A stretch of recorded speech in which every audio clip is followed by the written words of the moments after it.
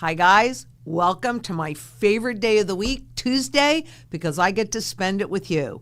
And I know that a lot of you have been asking about what is going on with gold and silver. First of all, you need to understand they're the spot markets, but I'm going to give you a technical lesson today because after all, how many times can you be lied to while you do not know the truth? And the answer is simple, every single time. And I'm just glancing up and seeing some of the questions that have come in. And the second question down the list is, could you please also talk about the crash in silver? So today I'm going to talk about both of what's happening because we aren't talking about, and we're going to talk about this too. I'm going to show you this too. We're not talking about the physical markets. We are talking about the spot markets. But of course, you have been trained to think that that's representative of gold and silver, when in reality, it is simply a trading product that is designed for perception management. That means that they want to make sure that you don't own physical metals, because after all, they need your wealth in the system because then it's much easier to inflate away. This stuff, physical in your possession, runs zero counterparty risk and also runs zero inflation risk. They cannot inflate this away, and it's not because I or anybody else says so. That's because they are both used in every single sector of the global economy. So that means that you have full functionality and full demand. So let's just go to the charts, and I'm going to start with a long-term chart because while we've talked about this in the past, I want to make sure that you understand it. And there is this blue line that runs underneath all of these choppy lines, and that would be the 200-day moving average. So what that means is every day for 200 days, they total up where spot silver or spot gold or this is true for anything on Wall Street. Wherever the price closed, they total it up for 200 days, they divide it by 200, and it gives you an average. And that 200-day moving average, I've told you this before, but it acts like a rudder on a ship so that there's only so far above or below that average that it can go before it always comes back to that average. So here are just some examples on this long-term chart. This is a silver. Happens to be a silver chart. Okay. Now you can see where all of these go. Whoops, let me back up. I did that way too fast. Sorry about that. Okay, so you see where these boxes are?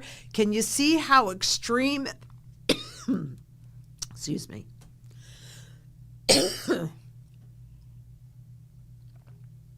Okay. Could you,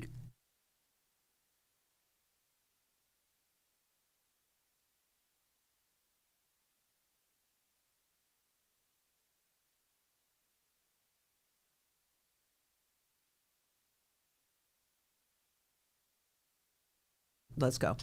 So you can see where these boxes are, and if you can see that blue line, there's only so far above or below that it goes before it comes back to that line, back and forth. Now, 10% away from that line is already considered a lot. So we have to keep that in mind as we move forward. But can you see what I'm talking about? And with the correction, in other words, the spot price of silver coming back down, well, there's always, I've talked about support and resistance, right?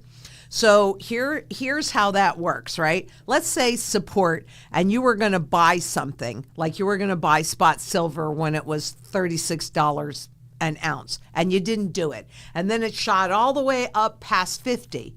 Well, you're going, man, if it ever gets that low again, I'm going to buy it. Right? So that creates a pool of buyers at that level. And so spot goes down, dips into that pool. There are more buyers. It pushes the price up. Spot goes down, dips into that pool. It needs to use up that pool of buyers before it can go to the downside. And the reverse is true on the top, and that's called resistance. So let's say you were going to sell it at over 50. And remember, 50 was the very long-term peak in that triple cup formation on the long-term spot silver chart. I've shown you that a gazillion times. I'll show it to you another gazillion. But that creates a pool of sellers up at that higher level. So spot goes in, dips into that pool of sellers, that pushes the price down, which is what we're seeing. That's one of the things that we're seeing right now. It goes up, it dips into that pool. When it uses up that pool of sellers, that's when it can break free and go to the other side. So we could potentially be testing that silver contract at that support level, and we'll get into it. I'm going to go to a closer chart right now. This is a 1-year chart, and you can see in this case that red line. Let's see, this is spot silver. Okay. You can see that red line is the 200-day moving average. That blue line is the 50-day moving average. When the spot price is above that 200-day moving average and the 50-day moving average, that is very, very bullish. But can you see how far stretched the spot market was from that 200-day moving average? And even going back through last night, because these graphs are from yesterday, right? I wanted to be as current as possible to show you this. It's still 22% above that 200-day moving average. So I frankly, knowing that this is a trading instrument, and that it does not represent the true fundamental value of an ounce of silver, which is somewhere around $2,000, this is an opportunity to get in. Because with silver, for me personally, and you have to do whatever you're comfortable with, so I can just speak for myself. But for me personally, silver is my barterable position. So I don't really do collectible silver. I'm just looking for a variety of sizes. And in this case, I don't care if it's new. I don't care if it's old. I only really kind of care about the weight. And beyond that, it can be in any form. Absolutely any form. Silver and gold at its base is monetary. So it's important to understand that. But can you see how far away we still are from that 200-day moving average? So if it corrects back down to that, if it even goes below it, I'm okay. Because look at the direction of the 50-day as well as the 200-day moving average. They're in an upward trajectory, right? So remember, there's only so far above or below that it can go before it comes back to that average. So understanding the direction of that average is also really important to take note of. So if you're not clear on this, when we go to the Q&A part of it, I can pull these charts back up and we can look at them even more closely. And excuse me, I need to just have like a little bit of honey from my wonderful bees to coat my throat. I don't know what that was, and it's better now, but that is so good. I don't want to put that back in there because then nobody else can eat from it. Excuse me. We have the best honey here. Anyway, so this is really what's happening with spot silver. Additionally, remember, did the piece on backwardation come out yet, or is that coming out Saturday? All right. Make sure that you watch the piece on backwardation. Now, backwardation, this is true for both gold and silver, but is when the current spot price is higher than the futures price, so buying silver out in the future. because what's been happening with extreme demand is that people don't trust those future promises, and you shouldn't.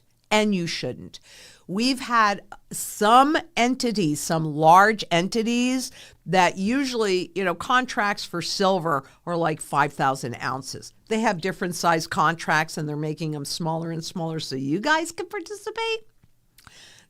That's just a contract. It doesn't mean anything. But backwardation in both gold and silver is flippin' scary for LBMA or the COMEX or any entity that must deliver out that physical gold and silver, because it's very, very hard to come by the physical market, especially in the U.S., which is primarily a paper contract market. Don't be fooled. Take advantage of it, but don't be fooled, because they want you to stay away from it. And a lot of what's happening, and I think I saw it this morning, so I stuck a slide in there, so I'm probably going to be a little redundant on this, but in the ETFs, so SLV, GLD, have seen the largest outflow in a long time. So they saw this massive inflow pushing the price up. Now they take it out. That pushes the visible price down. But what's changed? What changed from a week ago? Absolutely nothing, other than those that would have to deliver out the silver are scared because they know that the emperor has no clothes. They know that when push comes to shove, if they are forced to deliver out silver or gold, that they cannot do, because in the physical world there's a finite amount, then you're going to know that the emperor has no clothes. And they don't want you to know that because they want to keep this game going and stay in power.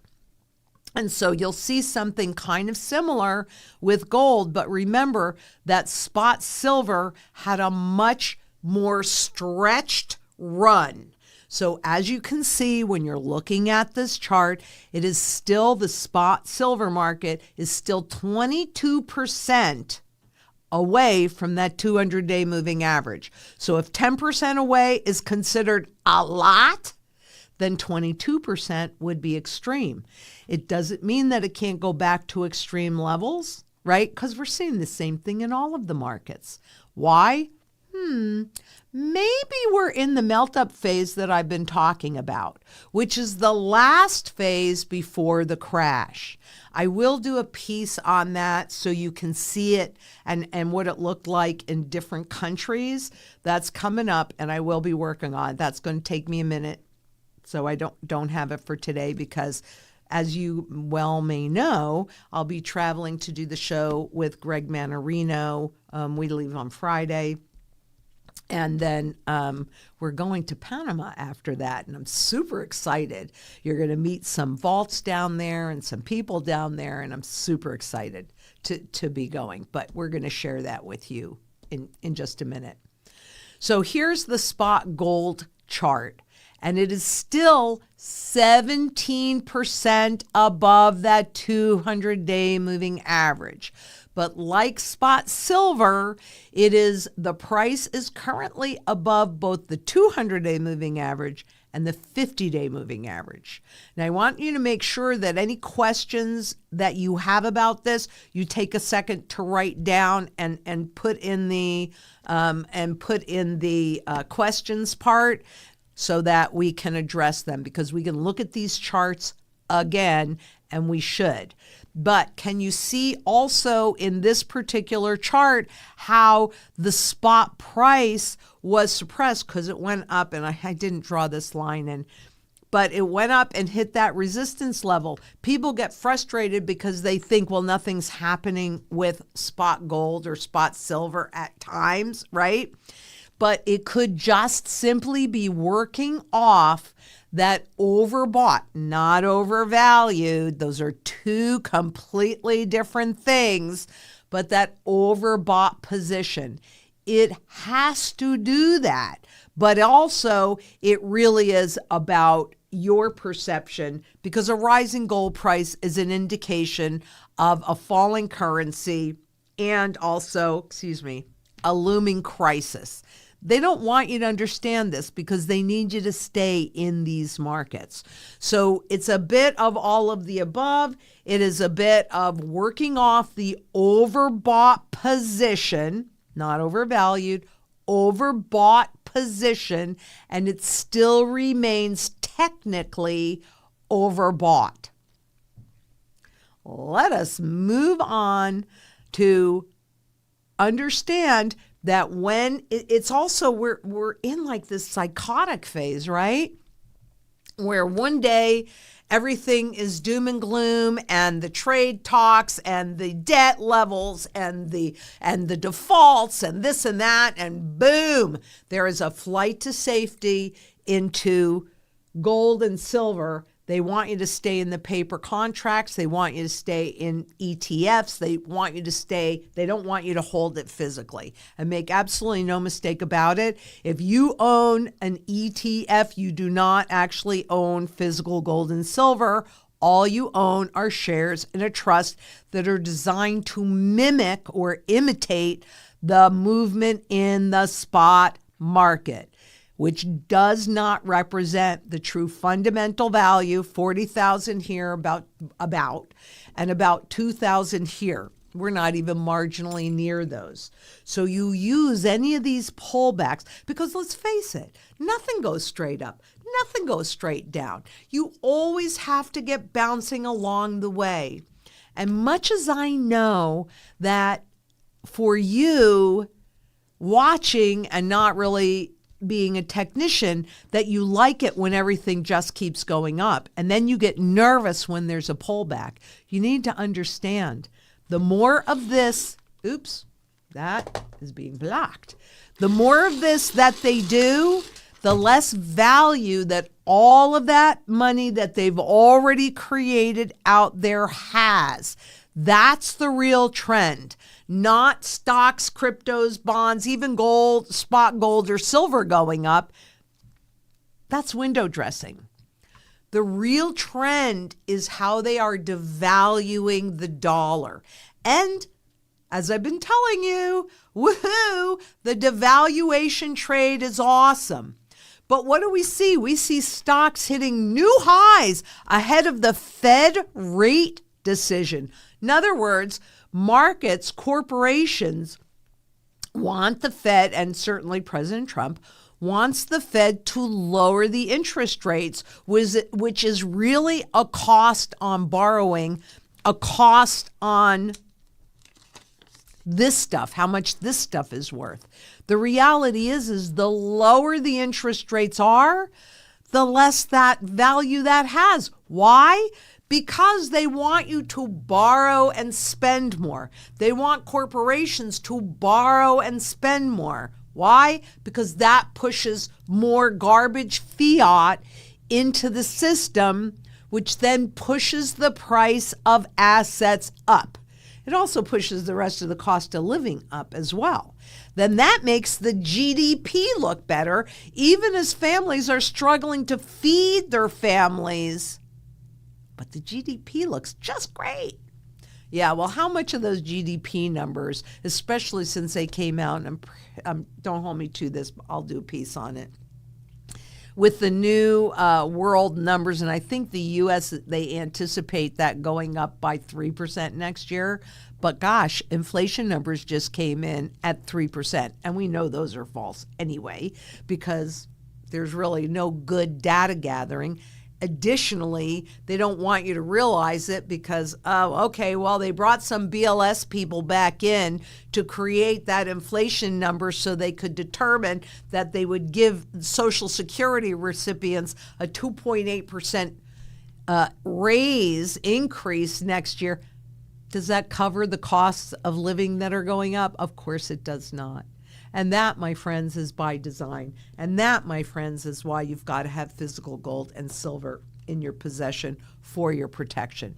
Because gold and silver are proven 5,000 years inflation hedges. So Daily flows recap. Okay, so I talked about this a little bit earlier. This just came out this morning. And so I'm like, okay, gold sees major outflows. It's a manipulation tool. That's all that it is. What has changed? Oh, President Trump is having a nicer conversation with Xi. Woohoo! Has that really changed? How about the tariffs?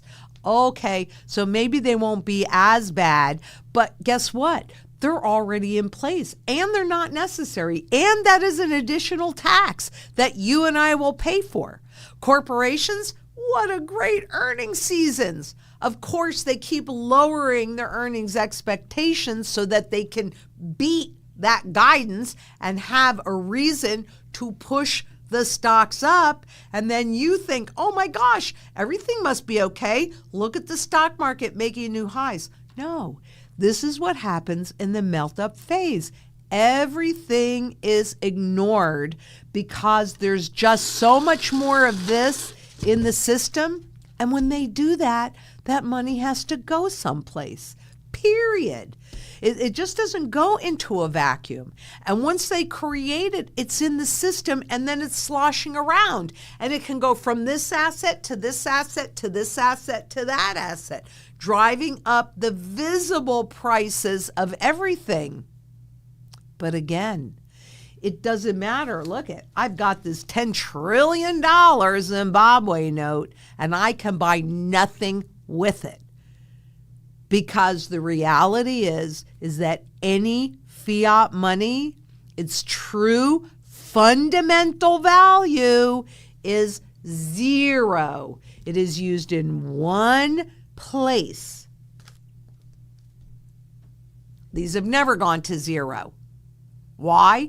Because they have full functionality and absolutely broadest base of demand. You decide what you want to go into this battle with. One place, every place. Give me every place. Give it to me. That's what I want. That's always what we want. So what about the physical metals?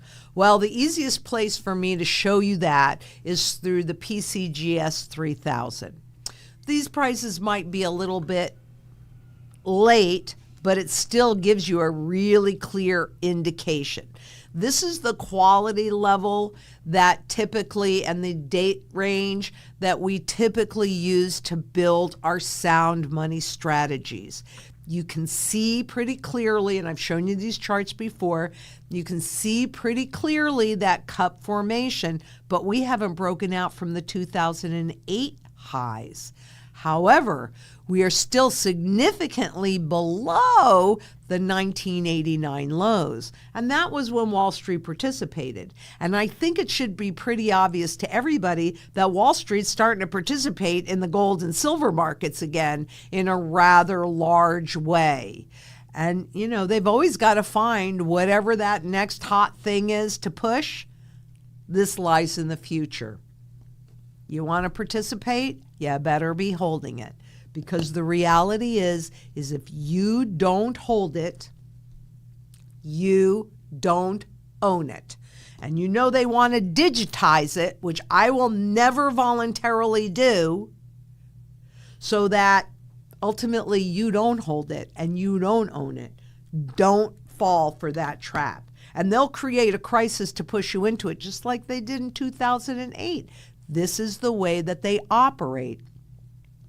So, while gold and silver that are just this raw stuff, right? So they kind of follow the spot market up or down. There's your opportunity. Yay, you want it pulled back. You don't want it overbought, but it doesn't really matter anyway.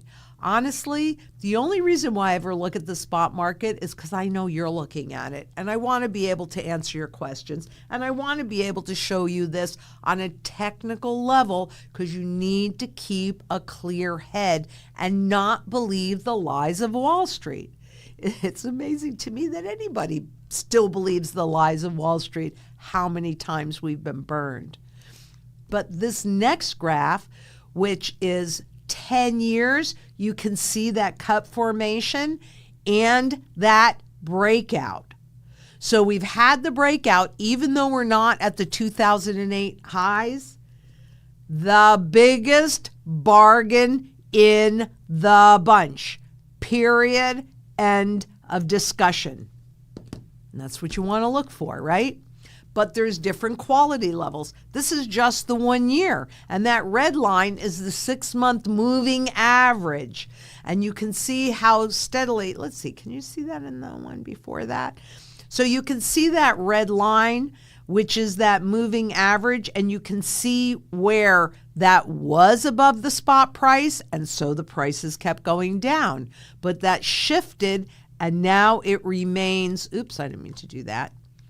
Now it remains well above. Can you see that? That red line is that 6-month moving average, and the blue line is well above that. But it's nice and steady above that, right?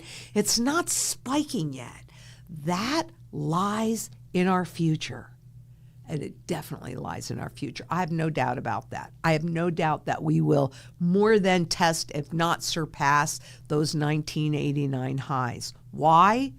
Because there's a whole lot more of this sloshing around in that system. And when it gets there, are you going to want to convert your gold, this stuff, back into this stuff? Let me tell you, you're going to be very, very aware at that point that this stuff is losing value really rapidly. But the only reason you're going to want to convert it is to convert this garbage into something useful, like, I don't know, income producing assets. And I will be doing a video on that, so I get more granular and more specific with the strategy and the exit strategy. I'm working on it, I promise you, because I want you to be able to make educated choices. You do not have to, I don't want you to take my word for it.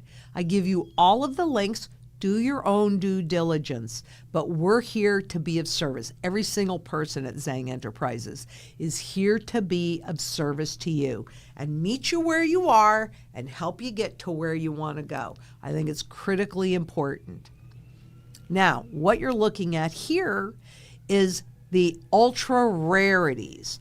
So in this area, you very well may have 1 ounce of slabbed gold where maybe there's 1 or there's 5 or there's just a few of them out there. And these coins can be $18 million, right? Well, who can afford to spend $18 million on one coin, 1 ounce of gold? Well, the few. Those that either write the laws or have the ability to influence those that write the laws. And as you can see from this graph, well, the current valuations and the current prices of this stuff, the ultra rarities, this is not actually an ultra rarity. This is just a mint state 63. Although some ultra rarities could be mint state 63, maybe there's only one that's known to exist. But what I want to point out is that those that are in the know, that have the ability to influence those that write the laws, these coins are trading at all-time highs.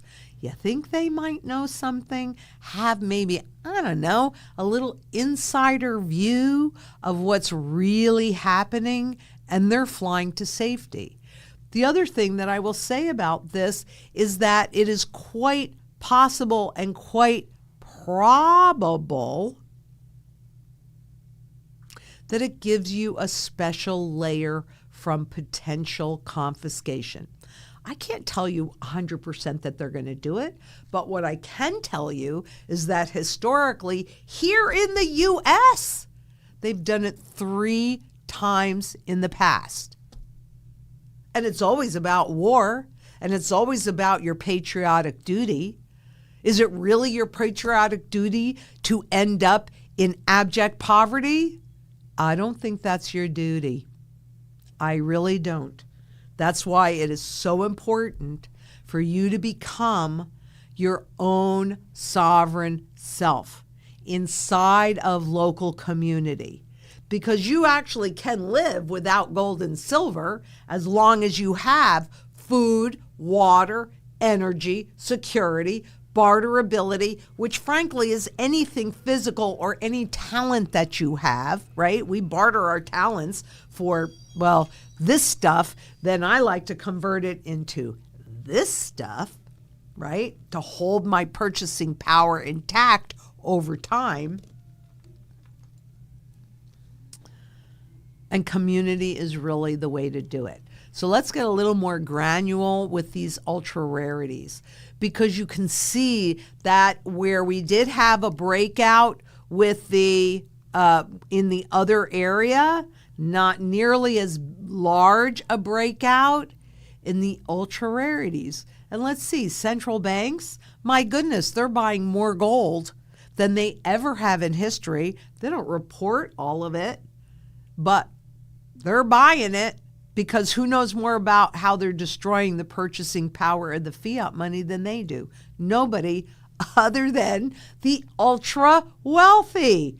You think they might have a bigger clue on what's going on.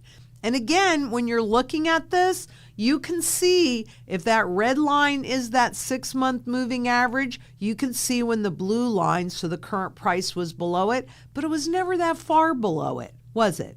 Just like it's not really that far stretched above it now, let's look at it on a 1-year basis.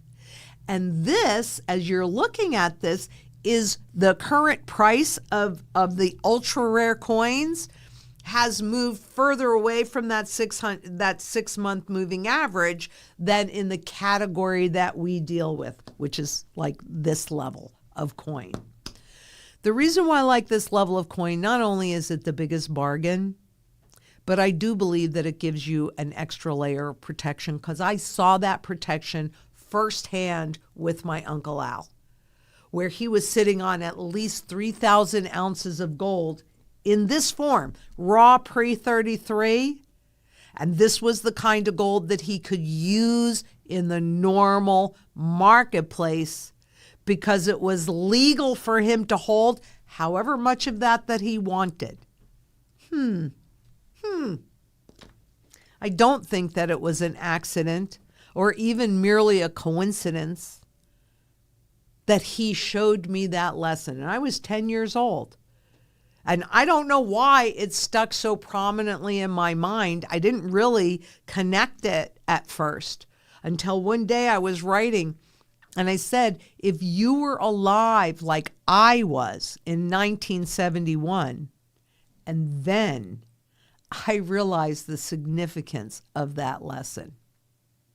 Thank you so much, Uncle Al. Seriously. And that's a lesson for all of us.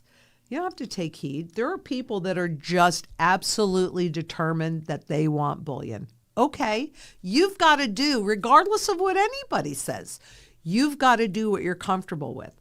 But if you're going to do that, how about properly diversifying? What if I'm right? What if I'm wrong? If I can do something that does not matter whether I am right or I am wrong, and it costs me an itty-bitty bit of premium because I'm quite aware of the true fundamental value of that asset, or that instrument for that matter, I'm going to do that all day long, because that's my wealth insurance. Let's go back and finish up, because I think I saw something else today. So there you can see that move up is getting even faster. And I pulled this up, so forgive me how busy this is, but I saw this morning on Bloomberg. Wall Street shrugs off credit worries even as more cracks emerge. Yeah. Why does Wall Street just shake off all of that stuff? Because they know that if the Federal Reserve lowers their interest rates, they're going to get more of that. And that's going to enable them to raise their prices. That's inflation. And I haven't shown you this for a minute, but if you go on the FRED, the Federal Reserve Education Department, and you put in corporate profits, and you look at that chart, yeah. You on the street, the public, They're not doing so well. When you see families that have to borrow money just to feed their children that week. But corporations, oh, here you go. Yeah, go ahead and put that up there. Put that up there. You can see for yourself. And you can also see that that really started significantly after 1971 when it all became about debt, because gold was removed from the system and no longer forced any level of fiscal responsibility. They talk about the greatest wealth transfer in history. You're looking at it. You are looking at it right here and right now. Can you go into just the 1 year on that? This is the overall. Because my gosh, they do not want it to dip down. And so amongst all of the challenges that people are having paying their bills, making their car payments, their mortgage payments, their credit card payments, buying food for their family, corporate profits are up.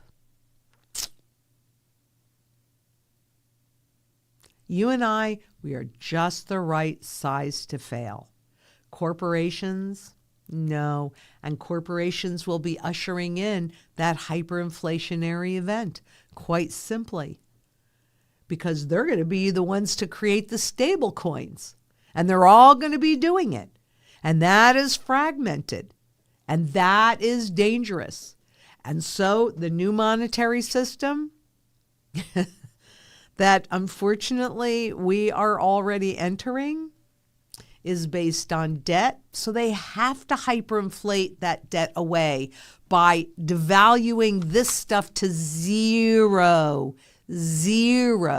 So that debt gets repaid with dollars that have no value, which, by the way, is certainly part of the Zang Enterprise Sound Money strategy. Your mortgage debt, your fixed car debt, any fixed rate debt, part of the strategy. Why not? It makes sense. You're going to repay that debt with dollars in this country that have zero value. Thank you so much. But you need to make sure and have absolute certainty that you can pay that debt off. And this, my friends, is what you use to do it. Well, some level of this. It's actually not the raw one. This is emergency gold. But it's some level of this that would be used depending upon the debt, et cetera, et cetera. Call us. We'll walk you through it. We'll help you understand it. And remember, ultimately, it has to be your choice. And you have to do what you are comfortable with, regardless of what anybody says. And by the way, everybody's voice can be heard in this forum, in this live forum, because this is not a cult. This is a community. And in order to make educated choices, you have to hear everything. And so now we can go to questions. And I know this took a long time today, but I thought it was really important for you to see what's actually happening just on a technical level in the contract markets, spot gold and silver, but also in the physical markets. And Caged Creek asks, I am soon to be a new member on my small town city council. I am wondering what small town government can do to encourage sound money. Can small towns own gold? Thanks. I'm going to take this question because we met last week. Citizens for Sound Money came in, some members of the board, because we are definitely partnering with them, and I sit on the board, and so does Jacqueline, the president of the company. So I'm going to hold this question for Daniel Diaz because we're going to be doing a live Q&A together here very, very shortly. And he is a much better person to answer that question because, frankly, we're all going to learn about this together. So that is a fabulous question. And Jessica will make sure that it gets on a special list for Daniel. And we'll let you know when we're going to do that interview. And Wolf728 asks, during a collapse, why would anyone accept the dollar? Okay, this has a number of parts to it, so I'll read the whole thing and then we'll just take it part by part. Also, I heard on another podcast, me, mention after a crash, you could buy items exchanging gold for dollars. Why? Has gold zero value? Why has zero value? So in other words, why would you have want the dollars? All right. Number one, while you understand how important sound money is, physical gold and silver, I hope you do anyway, in your possession, most people do. It's like la, la, la, la, la. I don't want to hear it. So the cash initially is the most recognizable, but that first part of the strategy, again, is built in layers. So yeah, cash is a component of that. It's going worthless. We know that, but nobody else does. Most other people don't understand that. We're working hard on changing that, and hopefully we'll have really good luck with it. But it's most recognizable. So that's why you need that as part of that first line of defense. But you can also add in some gold backs to that. If we get enough businesses to understand that there is actually a thousandth of an ounce of gold embedded in this bill, as well as barterable gold and barterable silver. So there are a number of components in there. So it's not a problem when they refuse to take this, but anybody that's tied to the government in any way, shape, or form is not going to have a choice but to accept this. Because what does it say on here? That this is legal tender for all bills and debts and what have you. This is fake, so it's all fake. Here, let me take one that, well, they want you to think is real. And it says, this note is legal tender for all debts, public and private. So as long as our government says this is legal tender, they are going to be forced to take them. I know that there are a lot more businesses that are refusing to take cash, but if you really wanted to play that game and take that time and energy, you could actually force them to take it because it's illegal for them to refuse it, since it says this note is legal tender for all debts, public and private. Okay, so it's your first line of defense because it is more recognizable. The second, and I'll come back to closure when I finish answering the rest of it. You heard me mention that after a crash, you could buy items exchanging gold for dollars. So what we're talking about with gold are large items like, I don't know, maybe a piece of commercial real estate or something like that, maybe some rights. And in that case, the entity could potentially, probably, be forced to only accept dollars. So you're going to hold it in this so to get that inflation in the gold, right? But then you're going to convert it for a heartbeat of a minute to convert it into that other income producing asset.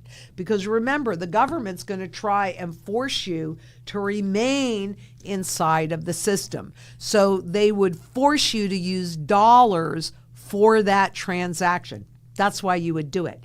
But you're not going to want to convert to dollars and sit on it because, frankly, everybody knows that it's losing value very rapidly at that point.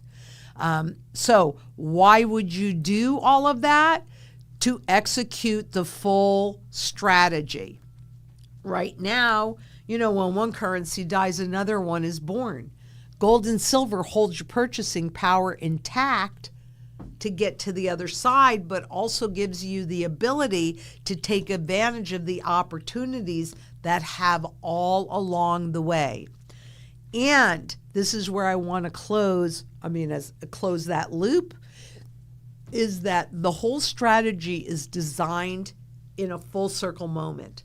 So whatever you keep in cash, whatever barterable gold and silver you use, remember, you are using up your principal, or your principal is being evaporated and inflated away.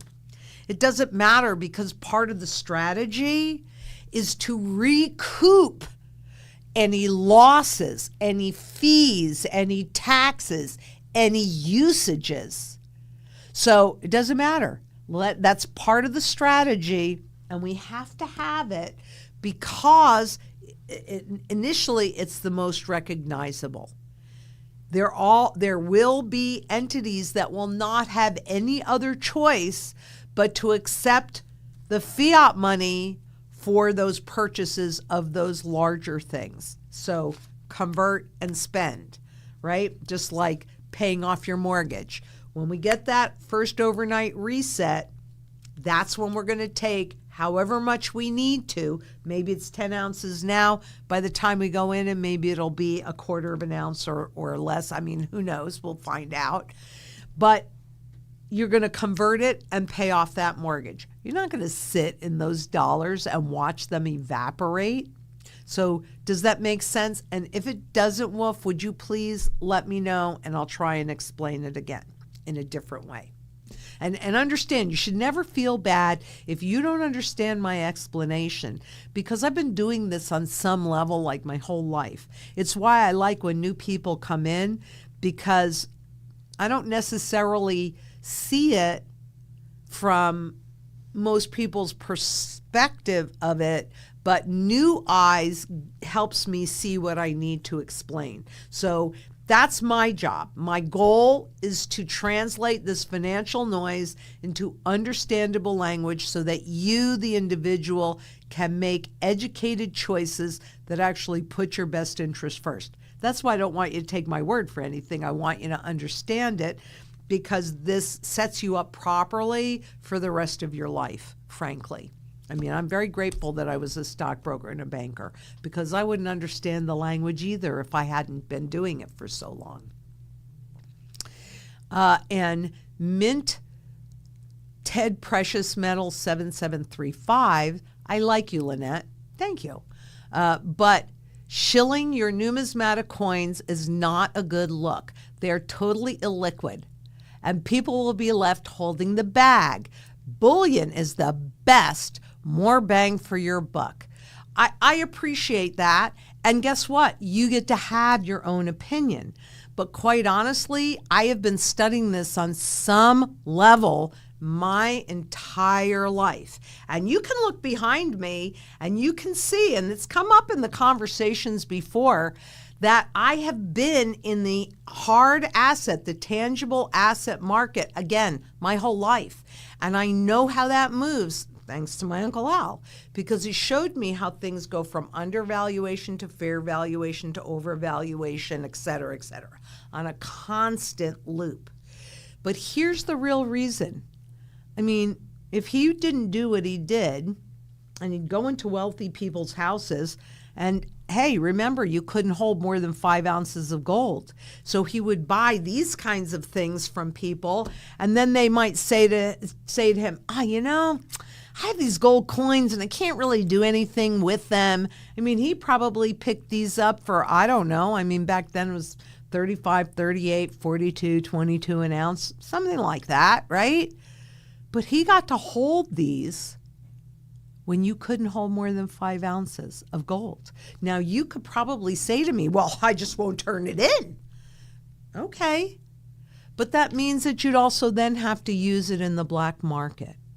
And what all of this really leads to is having a very clear understanding of what the true fundamental value of an ounce of gold is. Do you really think that it's just the spot market?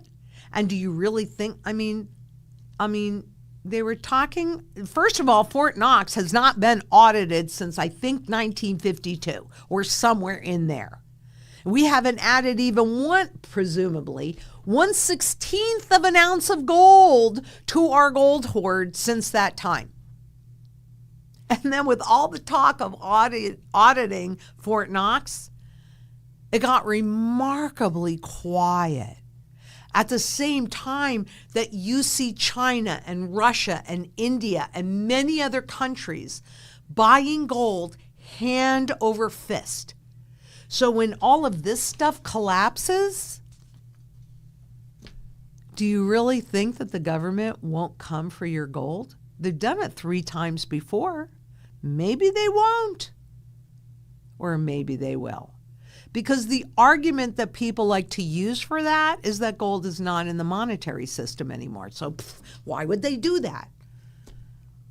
Well, why are the central banks doing that? At the highest levels ever.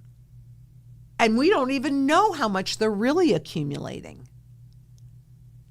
And if in the U.S., and certainly Canada is quite open about the fact that they have no gold, the Bank of England has no gold. But let me tell you, possession is 9/10 of the law. If the government comes in and decides to confiscate bullion, what are you going to do? If it's in an IRA, you're not going to have any choice at all. If you hold it in your physical possession, okay. I mean, they're not going to come in this country. They're not going to come banging on your door saying, do you have any gold? Because we've been trained away from it. But I'm executing a strategy. And if I'm executing a strategy, then I want to be in the what if I'm right and what if I'm wrong camp. And as long as I understand what the true value of any asset is, I mean, the Federal Reserve shows us that the true value of this stuff is zero. But because of how much they've created, the true value of this stuff is somewhere around 40 grand. They have been confiscating from you your entire life. Inflation is a form of confiscation. Taxation is a form of confiscation. Price manipulation is a form of confiscation. Royalties are a form of confiscation. You really think they're going to stop right when they're ready to get the rest of it? Oh, no. Here, you can keep it. It's okay. Maybe you're right, and maybe you're wrong. And if I can do something that really doesn't matter, rock and roll hoochie coo, I'm going to do that all day long. And as far as not being liquid, I can sell like that.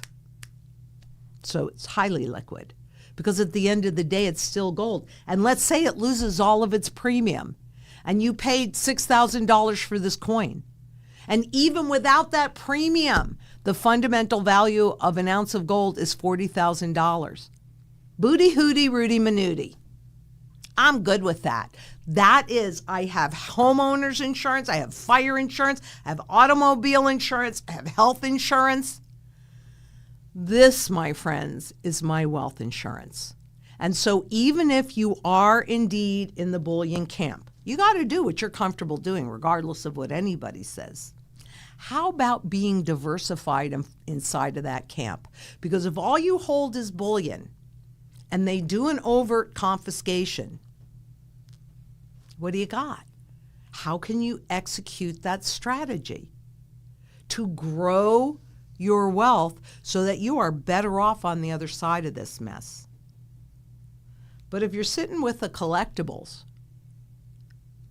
where you've got coins that are in this category that are going for 18 million bucks, those charts don't go up because nobody's buying. The spot market is easily controlled because they can create as much gold and silver as they want. There are no limitations on that.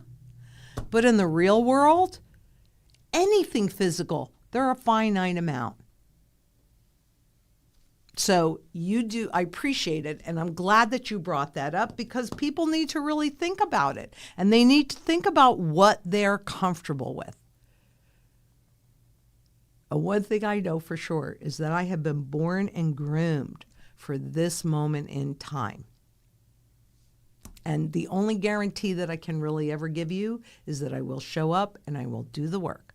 And, so many people say, oh, you have so much energy and blah. It's because I'm on a mission in this world. I want to get redeemable. I never realized this before, but I want to get redeemable sound money back in the system.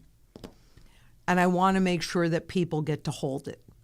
You got to be able to hold your gold even against a government. And being in a category that is separate from monetary gold is the way that my Uncle Al was able to do that then. And it's a way that I feel comfortable that I can do that today and into the future so that I get to fully execute my strategy. You do what you're comfortable with. And Theodora asks, Lynette, where would you locate if need be, and how would one get a citizenship if they have no ancestors there? Oh, these are good questions. When do you turn the gold into income-producing assets? Very good questions, Theodora. So,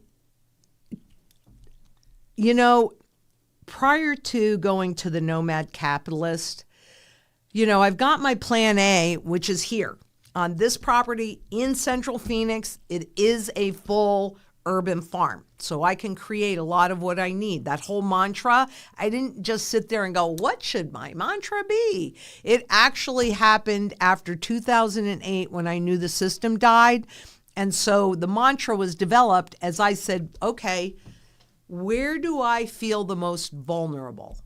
And I would do something so I didn't feel as vulnerable there. And then I'd step back and I go, where do I feel the most vulnerable? So if you ever come on the farm, you'll see that I've executed that whole mantra right here. Not that the solar system ever worked. It was the first thing I did and it never worked. But then I went to plan B so that I have a bug out location that is completely off grid.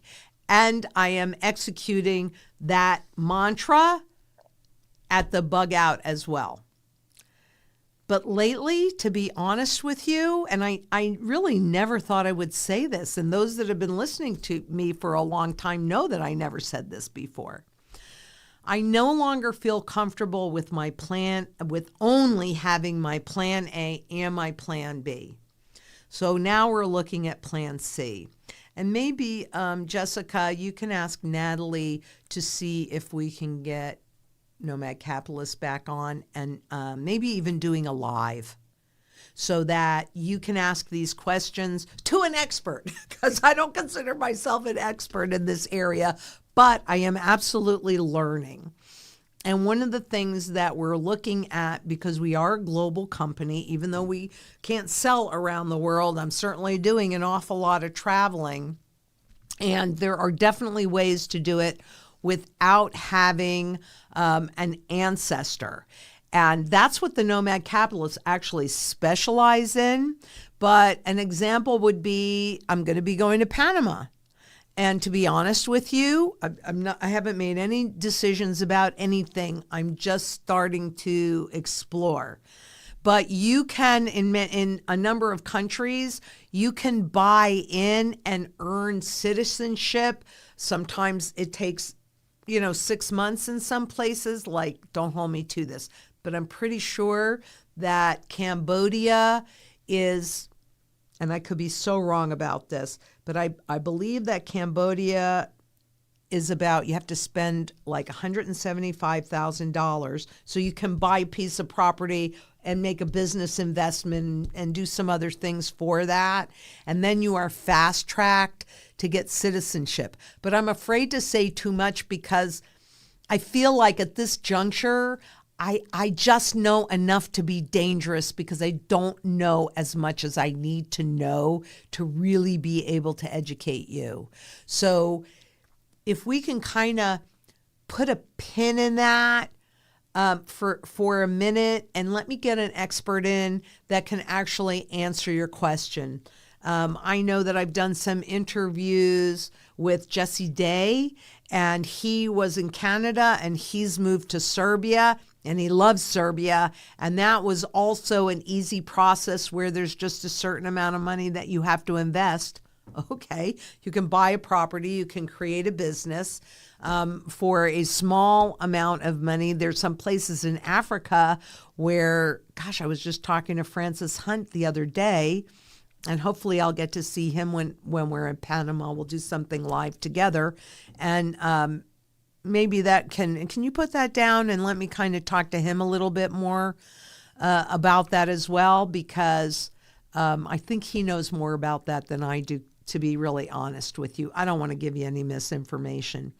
So there are places that for a very small investment, you can gain that citizenship, and you can do it in, fast track, very short order, or it might take longer. And I know that there are, what did he tell me the other day? Oh, I have it. Oh, yeah. Okay. He was telling me that Botswana, now I don't know that I'm going to Africa to look at this, but he did happen to mention that Botswana was a great place to get your citizenship, $75,000. Again, in investment. So you can buy property, start a business, what have you. So there are definitely ways to do it. I would say absolutely the Nomad Capitalist, they are the experts in this, and I am learning from them. And they did invite me back to the next 2 events. Well, I don't know if it's the next 2 events, but they did invite me back for 2 events. I'm super excited about that coming up. I'm glad they liked my work well enough to have me back. So I will be learning more and more about this, and I will share my journey with you. I don't know whether or not I'm going to do that yet, but I'm exploring it and I'm learning, and we can decide this together. So definitely pull that. Wait. Definitely pull that question out and kind of hold it for the Nomad Capitalist, or maybe Francis, okay? How that works. So I'm going to get you more information on that because, again, but you can go to the Nomad Capitalist website and you probably can get some information there. And then the last part of the question, when do you turn the gold into income producing assets? I am definitely doing a video on that because I can tell you, but I think many people, everybody learns a little bit differently. So I will be doing that both visibly and verbally, like I did the charts today, so that you can see for yourself how we're going to execute that, because that's part of the exit strategy. And let me tell you, people will say, we have a strategy. Well, ask them about the exit strategy, because they don't have a strategy. I have a strategy because I've been studying it since 1987, but I'm not saying there aren't people that know a lot more about this than I do, but I can tell you I've never met anybody that studied it for as long as I do, understands currency life cycles and how this whole thing works. And I've talked to a lot of very bright people that I learn a lot from. This is an area I absolutely consider myself an expert in because I've studied it for so long. It's just part and parcel. So hold on to that. You'll set up a PowerPoint with that, and I will be getting that done soon. Let me get back from Panama, and then I will start working on that in earnest. And Sussa 2458 asks, is Glint a scam? I don't believe that it is a scam because you can redeem your gold from it. And I've met Jeremy several times. We've done a number of shows, sat on a bunch of panels. So I can even see a place for something like a Glint in the very first part where we have the cash, the gold backs. That's where some of that might be, because that's about liquidity. And it's a way to easily, on the internet, use your gold as money. So no, I do not think that Glint is a scam. And Kathy Piscatello 3369 asks, I think we're all concerned because of the huge percentage that was taken in a very short time. Can that happen again? Will this manipulation ever end? Okay. Anything can happen in the paper markets because it was so extremely pushed up, and when it's risk off, right? All of the uncertainty with the tariffs and with the government shutdown, which is not even marginally over yet and hasn't really shown the impact yet. So when it's risk off, then what we've seen is that there is a true flight to safety into physical gold and silver. but also paper gold and silver through ETFs. So Wall Street is controlling the visible price that you see, and they can do anything they want with it. And that takes us to the next part of this question: will this manipulation ever end? When you see backwardation, and especially with both gold and silver backwardation, what that is telling you is that there is a structural shift in how physical gold and silver are being priced. They aren't ready for that yet. Because when people demand the physical and they have to deliver out gold that they do not have, I mean, I recently did a video showing you how much gold and silver were left in the LBMA and at the COMEX, right? So will this manipulation ever end? 100% it will end. That's a big reason why you're seeing this correction. It's still overbought, but yet we're seeing this correction because, you know, how do you get eyes on stuff? You allow it to run up, and then more people are looking at it. And, you know, those that have been accumulating gold and silver for a while, even though, I mean, it's really interesting because even though gold and silver, the spot markets, have outperformed every other market over the last 10, last 20 years, etc., because every time we would get to a new peak, it had to work off that overbought circumstance, right? So remember, we've talked about the wedge, which kind of looks like a wedge of cheese, and the price going between the bottom and the top. And I can do any technical piece that you want me to do. You just let me know, and I can easily and happily do that for you. They've really hidden the overperformance, especially as compared to stocks and bonds and even cryptos, right? Even Bitcoin. They hide that because they want you to stay away from the physical. So do not worry, Kathy. The answer is yes. This will stop. And that's why you had to have this big correction now, because that was becoming more apparent and attracting even more buyers to the physical market. That's what that backwardation is saying. There is more demand for the physical and to take delivery, right? For the COMEX, it's a contract that gives you the right, or whoever owns that contract, gives you the right to take delivery of the physical metal at a specific date in time at a specific price. Well, if they can't deliver that to you, then the jig is up. So they need to push you away from it, and they're using ETFs and plus selling contracts, and they can sell it short. And, you know, the big banks are all involved in this because once this is discovered, frankly, it is totally game over. But with the backwardation, what that's telling you is we are getting very close to that. This ain't over by a mile yet. This isn't even marginally over. So just really keep accumulating. Get that strategy done, get it executed, and make sure that you have surety in all those other mantra areas: food, water, energy, etc.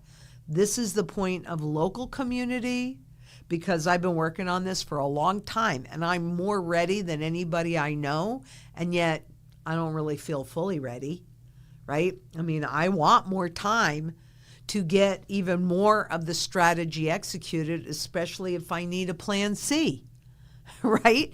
If I need a plan C and I don't have that in place and this whole thing erupts, I hope my plan B is enough. So yeah, just have a little patience, get your strategy in place, get it executed, learn some skills, create that community. And if you have physical gold and silver in your possession, you will be just fine. But also create the surety in all of those areas. And yes, I promise you, it will end. Just like it has over 4,800 times. It will. This time is no different. It will end. And you just want to be ready when it does to take advantage of all the opportunities and to help everybody else that you might care about and love. And Pepito6326 asks, could it be that the sudden dip in gold price suggests a dollar getting weaker and that a higher price of gold is coming? 100%. That's what we're talking about. 100%. Especially when the markets are making new highs because the Fed is going to lower rates, which means we have even more inflation in that. And let me tell you, I think I did this in a video just recently, but you can go to the Federal Reserve Education Department and take a look at how loose the monetary policy is, and it's as loose as it's ever been. So lowering rates into an environment that is already super loose, that is so dangerous. And it is also an indication of where we are in this trend cycle. So that is a very good point. Thank you so much for bringing that up, because absolutely, 100%, not even one little doubt in my mind, not even one. And Hancock Nose said, what is real money? I bet many of the youth today have never had pure real honey. Oh, honey. Yes, that is real honey. And maybe we can get some, we've got some video of our bees, right? Well, maybe you need to. So, what is real honey? Well, we have a couple of beehives here. I have them up on the roof. And of course, I'm on an urban farm. So they feast on the property from all the flowers from the nut trees and the fruit trees, as well as the fruits and vegetables that we're growing. And oh my gosh, the honey tastes so sweet. It's better if you're going to buy honey, if you're not creating your own food source for it, to go with locally grown honey. It also helps if you have allergies, and that's why you want it as close to where you live as possible, and unrefined honey. You don't want them to take the good stuff out. You want all that good stuff in. So, yeah. I bet many of the youth today have never had real honey. Yeah, that's a shame. That's a shame. But if you get hives, then the youth that you know get to have honey. My family all knows what real honey tastes like, and it really is spectacularly. And it's really interesting because I bought honey when I was in New Zealand and other places, and it, depending upon what the bees feast on, will determine the flavor of the honey. So there's actually a bee guy, he's called the Honey Man. I haven't been there in a while. He's in Prescott Valley, and you can go in there and you can taste a whole bunch of the different honeys. He'll have blueberry honey, he'll have lavender honey, he'll have this kind. I mean, he's got, I don't even know. It's been a while since I've been there, but probably hundreds of different kinds of honey based upon where they're raised and what they feast on. And someplace like that really is a really good place to go to see the difference, to taste the difference. So 86 Dizab says, what needs to happen to get to that 2,000 price point in silver? Oh, that's just the hyperinflation will do that, and probably go beyond that. Because what I found in all of my studies, right now, we have an extreme level of the price ratio between gold and silver, right? That I anticipate will grow more narrow until we are fully in that hyperinflationary stage, and that ratio will get wider again. But it's that hyperinflationary stage and that overnight reset that will push the visible price of silver to 2,000, 4,000, 20,000. I mean, I know that sounds outrageous. It's just numbers, and we get blinded by numbers. And it doesn't matter, as, ad nauseum, right? I mean, this happens to be a 10,000 Iranian rial, 10,000. I can't buy anything with it. This is a $10 trillion Zimbabwe note. I can't buy anything with it. This is a Confederate States of the America $10 bill. I can't buy anything with it. And let me tell you, if I'm putting a bill up there, I do not spend a lot of this stuff on them because I just use them for examples, right? I mean, what is this? Oh, even this thing. This is a gold certificate. Can't buy anything with it. This is a silver certificate. Can't buy anything with it. Because if a government can say this is money, they can turn around and say this is no longer money. It wasn't that long ago in India where they demonetized something like 85% of their currency out there. One day, and they're not the only ones, 4,800 currencies have gone through this.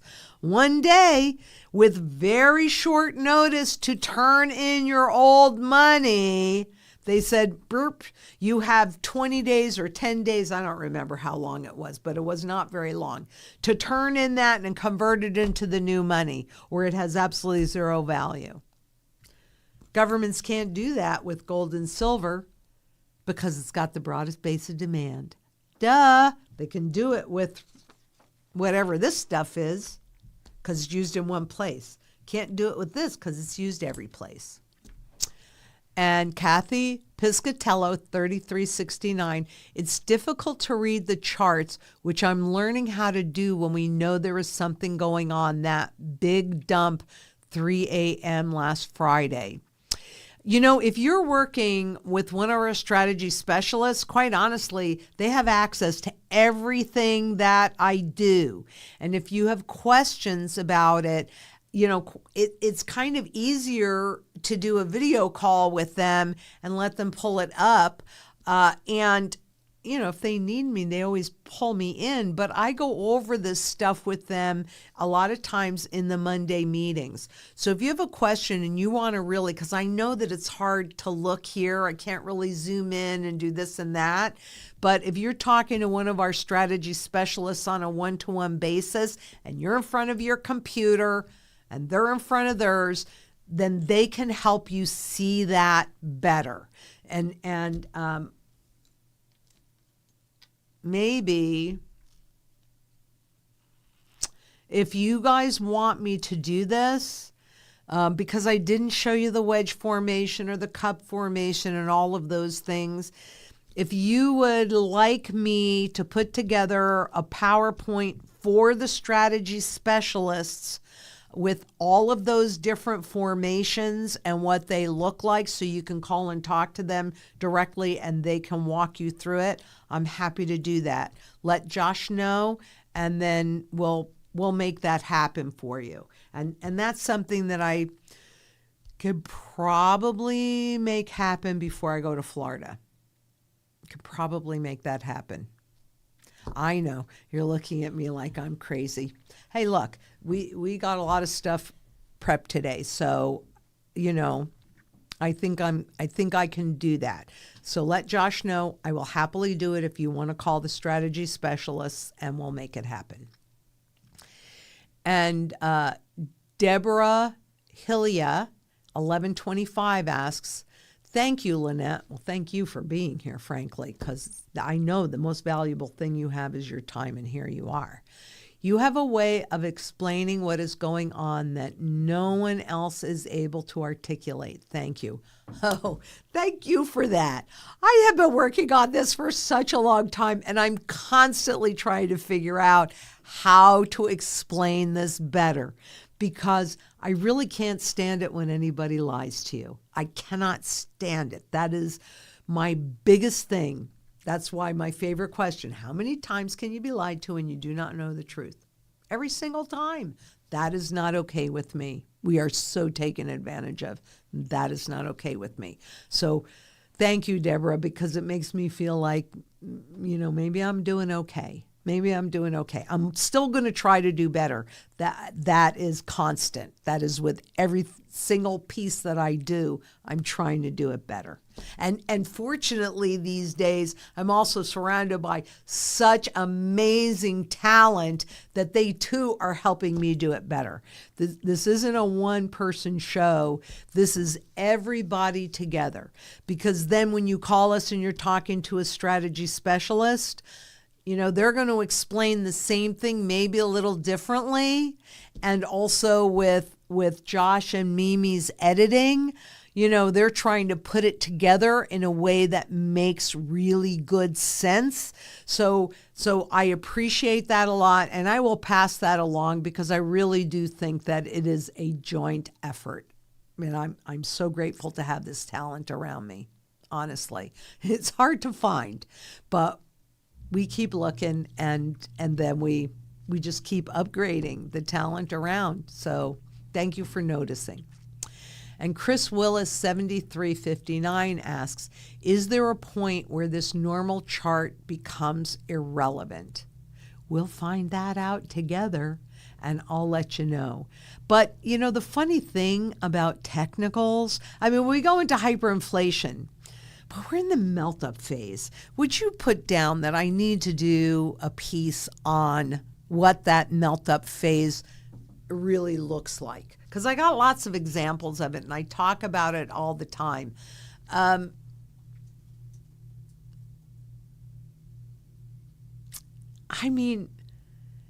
beauty of the technicals is I can be looking at sentiment. I can be looking at spot charts. I can be looking at our progress in building this YouTube channel, and it all works the same. So is there a point when that becomes irrelevant?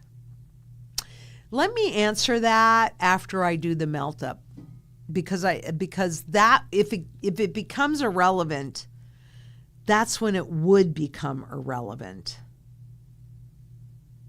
So let me hold on to that, and we'll look at that together. And you could put that question in with the piece that I'm going to do on the melt up anyway. Yeah, Jessica's awesome. She keeps me organized and on task. Boy, she is a slave driver. I'm like, we've got 3 seconds. You could do another piece in here. Not kidding. Not kidding at all. I think she's Jacqueline's daughter.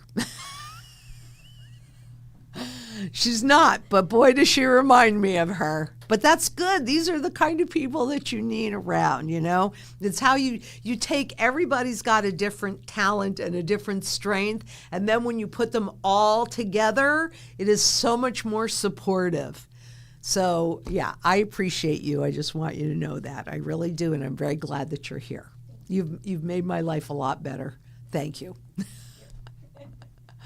And low blood pressure asks, Lynette, do you have the fountain of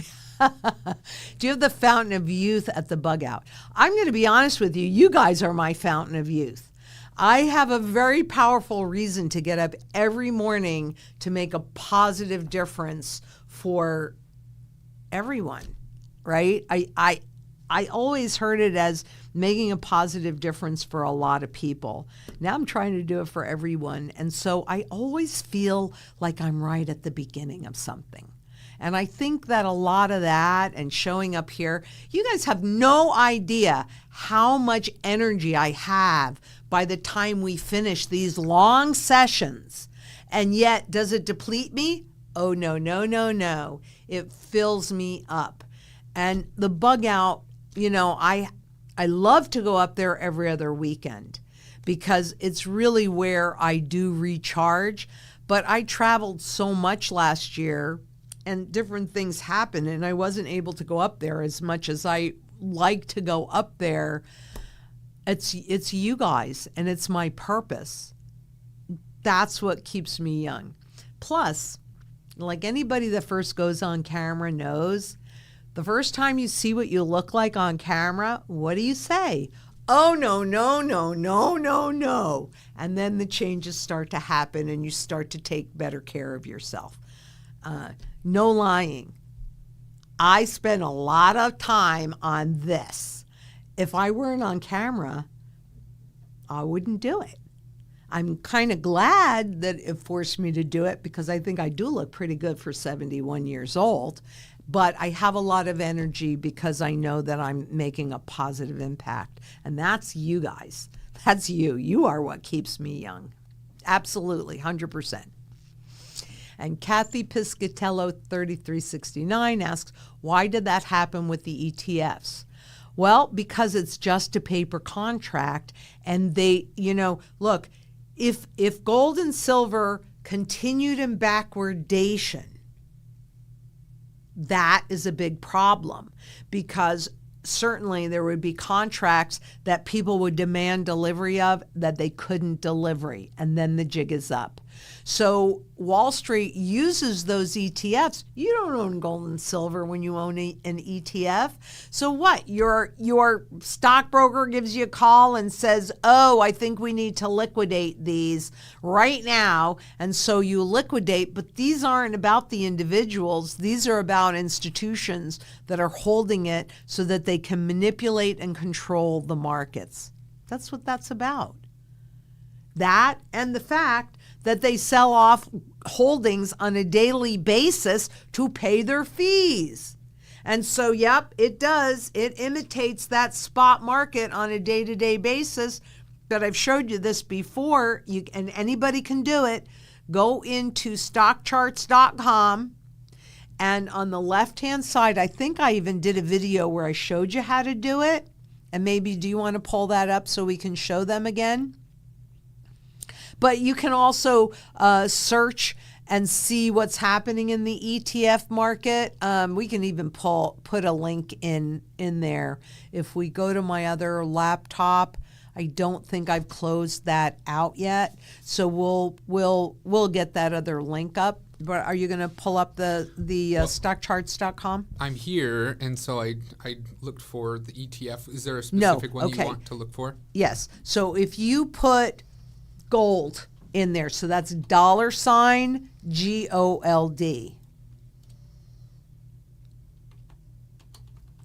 And then in the lower right-hand corner, okay, that's great. If you make that bigger so I can see. Be patient with me as I navigate this. Yes. And stand by. Yeah, okay. There's some image that's, it's not the chart that I want to see. It's it's in the lower right-hand corner where that they're playing hockey or whatever. Yeah, now they have another thing over it. Keep going up a little bit. No, go up. I don't mean you. No, I want the chart to go up.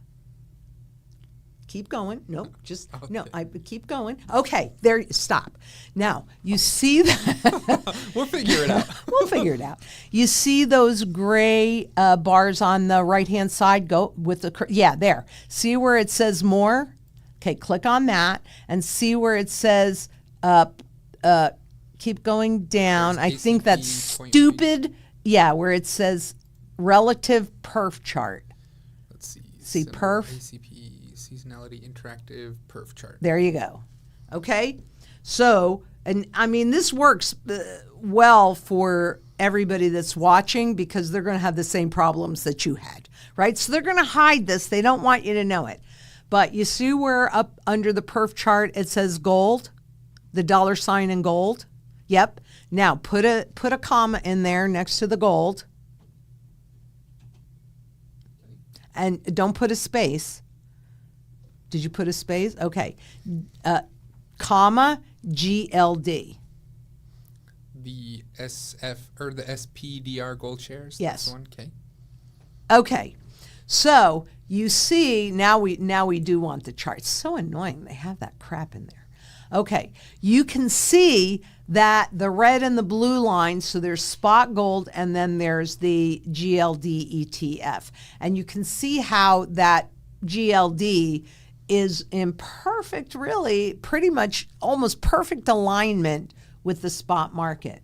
Now, you see that bar underneath there where it says 200 days? Yes. Okay, go to the left-hand side, grab it, and move it all the way over. No, you got to grab that bar. No. Are you saying this one? Yes. Grab that bar. Nope. Leave it there. The left-hand side of the bar where it has those two. Yes, there. There you go. See, I mean, this is great because everybody that's watching this is going to have that same issue. We're putting on all this talent you just bragged about on display for everybody. Well, this is not why I hired you. This isn't the talent we're talking about. But you can see how there begins to be a separation between the spot market, the red line, and the GLD, the blue line. And I think you can see that the difference between the two becomes wider and wider. And that's because they sell off on a daily basis. They sell off portions of their holdings to pay the constant and ongoing fees. So if you own GLD, or if it's your perception that you own GLD, all you own are shares in a trust, and you have no access to the underlying. So this is about keeping you in the paper market and keeping you stupid and having you buy a diminishing asset. You are way better off, whether it's GLD, SLV, or whatever other gold and silver ETFs they've put out there. You're way better off owning the physical yourself. You don't own gold if you own the ETF. But that is that's how you can that's how you can see it. You can also go to their 10K, their financial statements, GLD's financial statement, and it'll tell you exactly how much gold they sold over that year to pay their fees. Okay. So Hancock knows where's the local gold pullback price IYO in your opinion. Okay. I'm not really sure what you're asking me. Where's the local gold pullback price?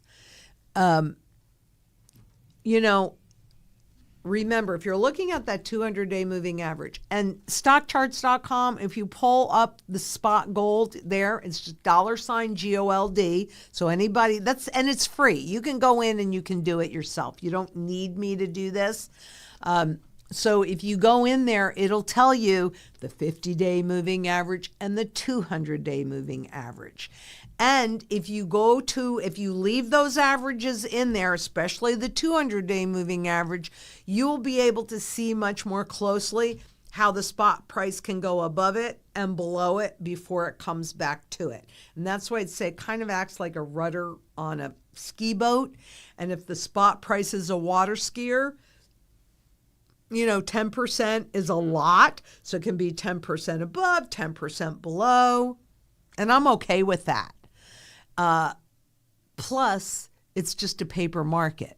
So as long as they I think I'm out here, but as long as they keep printing money, the true fundamental value of an ounce of gold and silver in terms of that fiat money will continue to go up. But the reality is what it's doing is holding your purchasing power intact. Well, silver does that, and then this expands it. Oh. They're loaded for you. Oh, see, because they have not picked up enough dollars today. Thank you. But it saves you having to go to the gym. That's true. Okay, and good question. Mirrors 3481 asked, what does overbought mean? All it means is that it went too far too fast, right? Remember, nothing goes straight up, nothing goes straight down. You always have to have bouncing along the way. So overbought does not mean overvalued, but it does mean that it's stretched too far away from that 200-day moving average. And you have to have a correction in there. In other words, the price has to come back toward that 200-day moving average. And it could go below it. That's not going to bother me one little bit. actually the spot market, again, the only reason why I care about the spot market is because you care about it. And I need to be able to explain this to you. But I know that it's fiction. I lived in that arena for a very long time, and thank goodness I did, because I wouldn't have known it either. That's why I said I know I was groomed for this moment in time. And I'm very appreciative. I'm very appreciative. But that's what overbought means. It just means that it went too far, too fast. The stock market is so overbought, it's ridiculous. The crypto market, Bitcoin, etc., so overbought. You want me to do those charts? You just let Josh know, and I will happily show you. Happily. And, okay, Sussa 2458, how can we watch your session with Greg Manarino? I'm not really sure because he's the one that's putting on this event. So maybe we can, and I don't know. I mean, honestly, I would imagine that he's going to be pretty busy, and I'm not really sure that he would have the time to sit down with me on a one-on-one and do some kind of interview. But Josh, maybe you can put that on, because Josh is going with us, and maybe you can kind of put that on our agenda, and I'll see if we can kind of do a recap or have it'd be great to have an in-person session that we can then run on our channel. So I'll find out, Sussa. I'll find out if there's something. We could probably figure something out, but I don't know. These events, the people that are putting them on are usually extremely busy, but we'll give it a shot. And Kathy Piscatello asks, so what other factors are involved with silver going down? I've heard so many different points of view, including not having enough. Yeah, isn't that the point? What you're talking about is not having enough silver. And you might recall that during the COVID crisis, SLV changed its prospectus so that it doesn't have to put baskets of silver together. It simply has to imitate the spot market. Well, wouldn't that mean that the price should go up even higher? It will. It will, my friend. But the reality is if I had to, there are lots of different reasons, but if I had to really boil it down to one key reason, it's that backwardation piece, which is coming out on Saturday. So make sure that you watch that, because when there is more demand for the physical today and they have to deliver it, and to your point, there's not enough silver or gold to make that happen, the jig is up. And the world knows the emperor has no clothes. Do they want you to know the emperor has no clothes? No, they don't, because then they lose control. So if I had to boil, there's lots of different reasons, blah, blah, blah, overbought, yada, yada. But I would say that the most significant reason is because there is a structural shift in price discovery in both gold and silver. This correction does not change that fact, not at all. But they do want to discourage people from buying gold and silver, because if that demand exceeds their visible ability to hide, the jig is up. Are they ready for the jig to be up? That's why you got to do it and get in place right now while you can and while you have availability. Because for an absolute fact, I can tell you that the things that I was able to buy in 2002, some of it I cannot get. Some of it I can still get, but some of it I can't get right now. I can't. And we are executing a strategy. So it's always the right tool for the job. For example, look, can you buy a building if you buy a whole bunch of silver because silver is so severely undervalued? Sure. But do I have the room to store all the silver that I would need to do that with? It's going to be a challenge for me. it's much easier for me to do it with this. So another example, just to give an image, I guarantee you I have used the back of my shoe to pound a nail into the wall so I can hang a picture. But when I've had the foresight to get my hammer out, the hammer makes it much easier. So that's what the strategy, the layered strategy, is built on. And that's why putting your goals first is what you have to do. Because there's gold and then there's gold. There's silver and then there's silver. What are you trying to accomplish? That determines what you get positioned into. And Yulia 4310 asks, is the price of gold and silver going to drop until it reaches the 200-day moving average? Like an imaginary support line. And then it will start going up again. Not necessarily. I think because right now, really what we have is a lot of chaos around us. And one day it's risk on and the next day it's risk off. So if something might happen between the U.S. and China or the U.S. and India or something like that, well, then it might be risk off, baby, in which case you'll see the spot market in silver and gold, go back to the moon. So it doesn't have to do that. At other times, you can see it, I don't know, maybe, can I have that? And I'm going to see if I can show you something. Okay, but I'm not connected on this laptop. I think I probably, I wonder if, can you guys, is it okay if I just take a minute and I will do a PowerPoint that I will give to the strategy specialists so that we'll go close up and I'll do all of the different patterns, or most of the different patterns.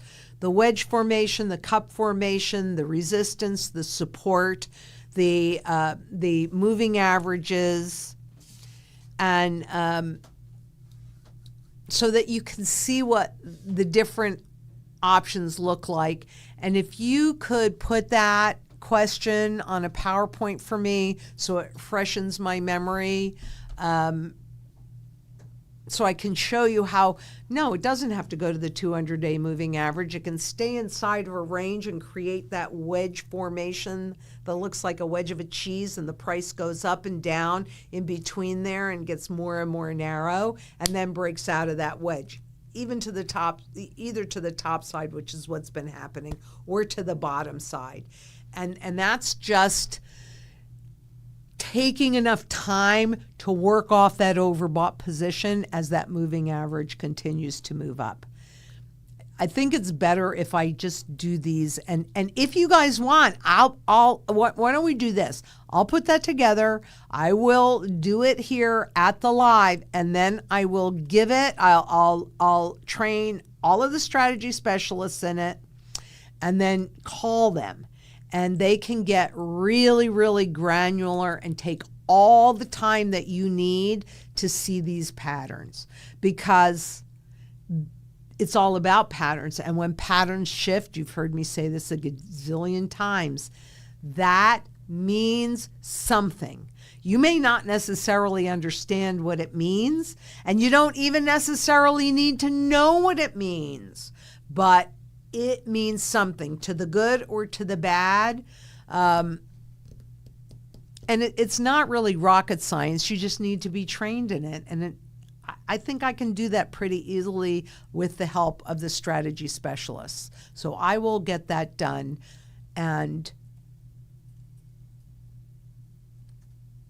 I don't know if I'm going to have the chance to do this. I could probably do the PowerPoint before I leave, because that doesn't really take me that long since I know how to read these charts so well.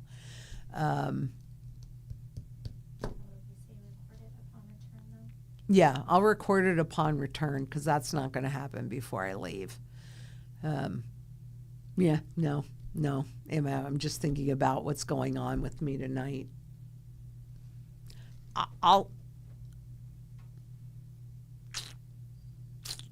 I'll try. I'm not going to guarantee that. I'm not going to guarantee that because I have so much going on, but I will do my best. And if it doesn't happen before I leave, it will absolutely happen as soon as I get back. Actually, you know what? Well, we're going to do the live from Panama. So I could actually perform it, but there might be better things to do on the live in Panama. I don't know. What do you think? What do you want? What do you guys want? I mean, I work for you. So let Josh know. If you want me to do that I know I can do. I can get that together and I can just show you next week when we're doing the live.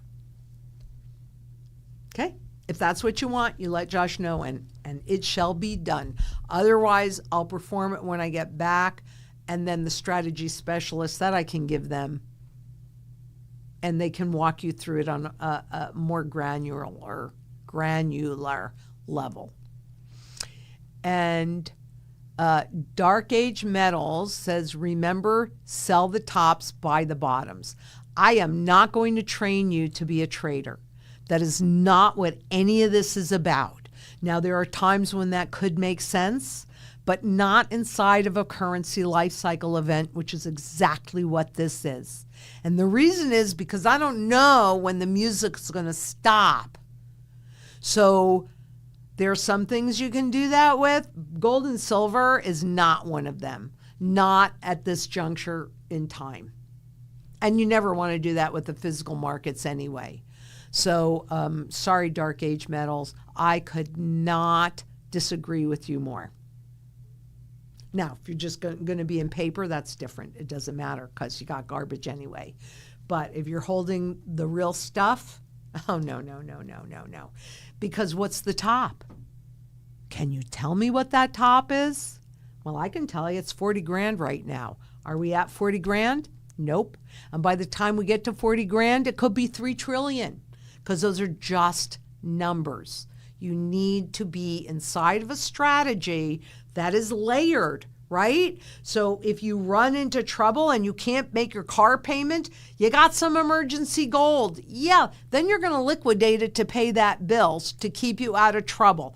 This is what I have because I have to pay a lot of salaries, and I want to make sure that no matter what happens, I can do that. And so it's the same kind of strategy that we are executing for ourselves at Zang Enterprises that we would execute for you, right?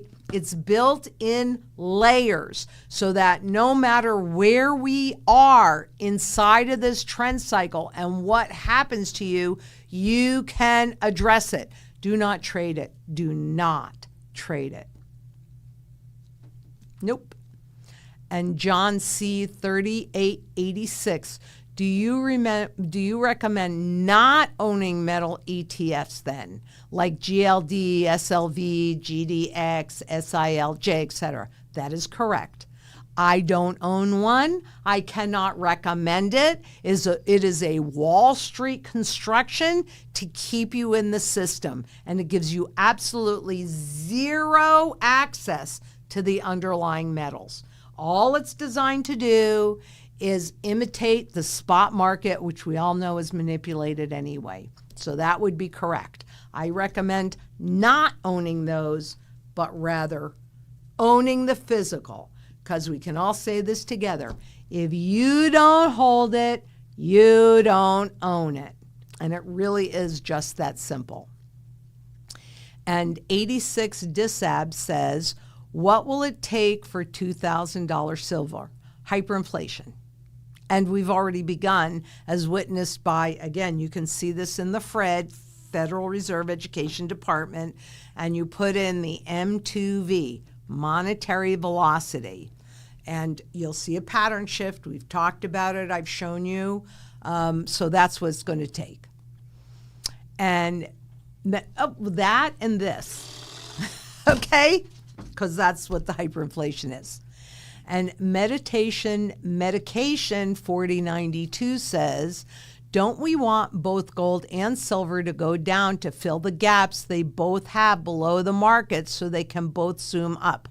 Yes, look, at some point, all gaps get filled.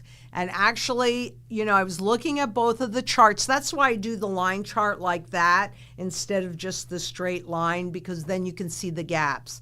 And all those gaps have been filled. But that'll be one of the things. Put that on there just so I don't forget anything. So all the gaps have been filled. I looked at that. I looked at it closely. There were gaps that were created, back in 2014.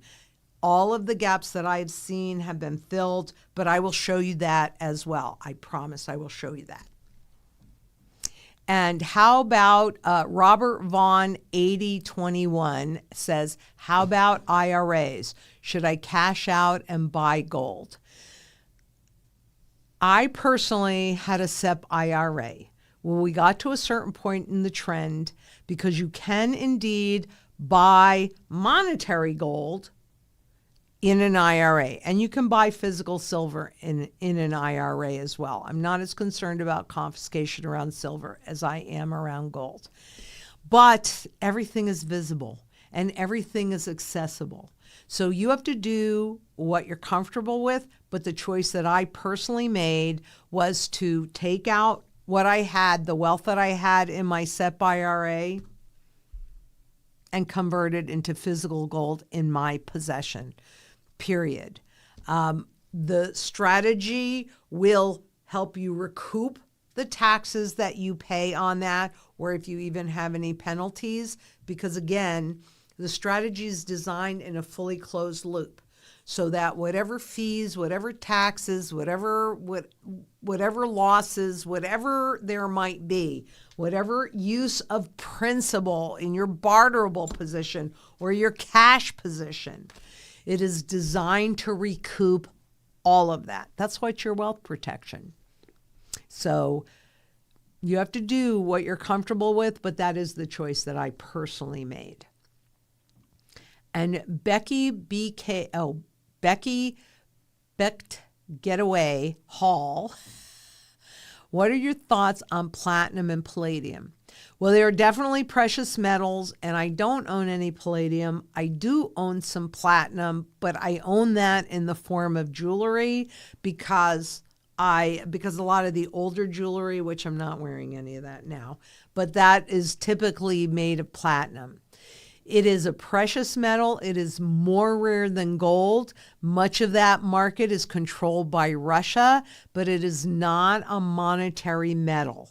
So personally, and there was certainly a time where I owned platinum coins, but that's not really where we are because we're too far along.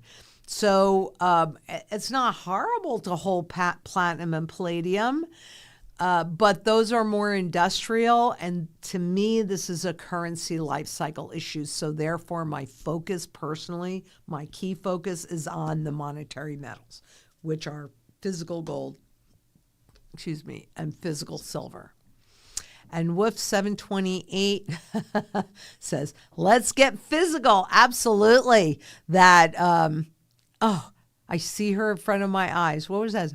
Let's get physical. Physical, what was her name? I know that's my generation. That's not your generation. Olivia Newton-John. I agree with you 100%. An atom bomb, that's not a bad idea for like an open for one of the shows. That's actually not a bad idea. And Atom Bomb 619 asks, Lynette, what are your fave pre-33 gold coins? Frankly, I love them all because it's about function. So I have them right across the board from raw to, this is not a particularly rare coin, but I think the highest quality level, which I don't even know if I could get anymore, I think I have a 68 St. Gaudens. I think I probably have a few of those. And those are also probably in the more rare legacy category. I love my 64 libs. I like them all, but it depends on what I'm trying to accomplish.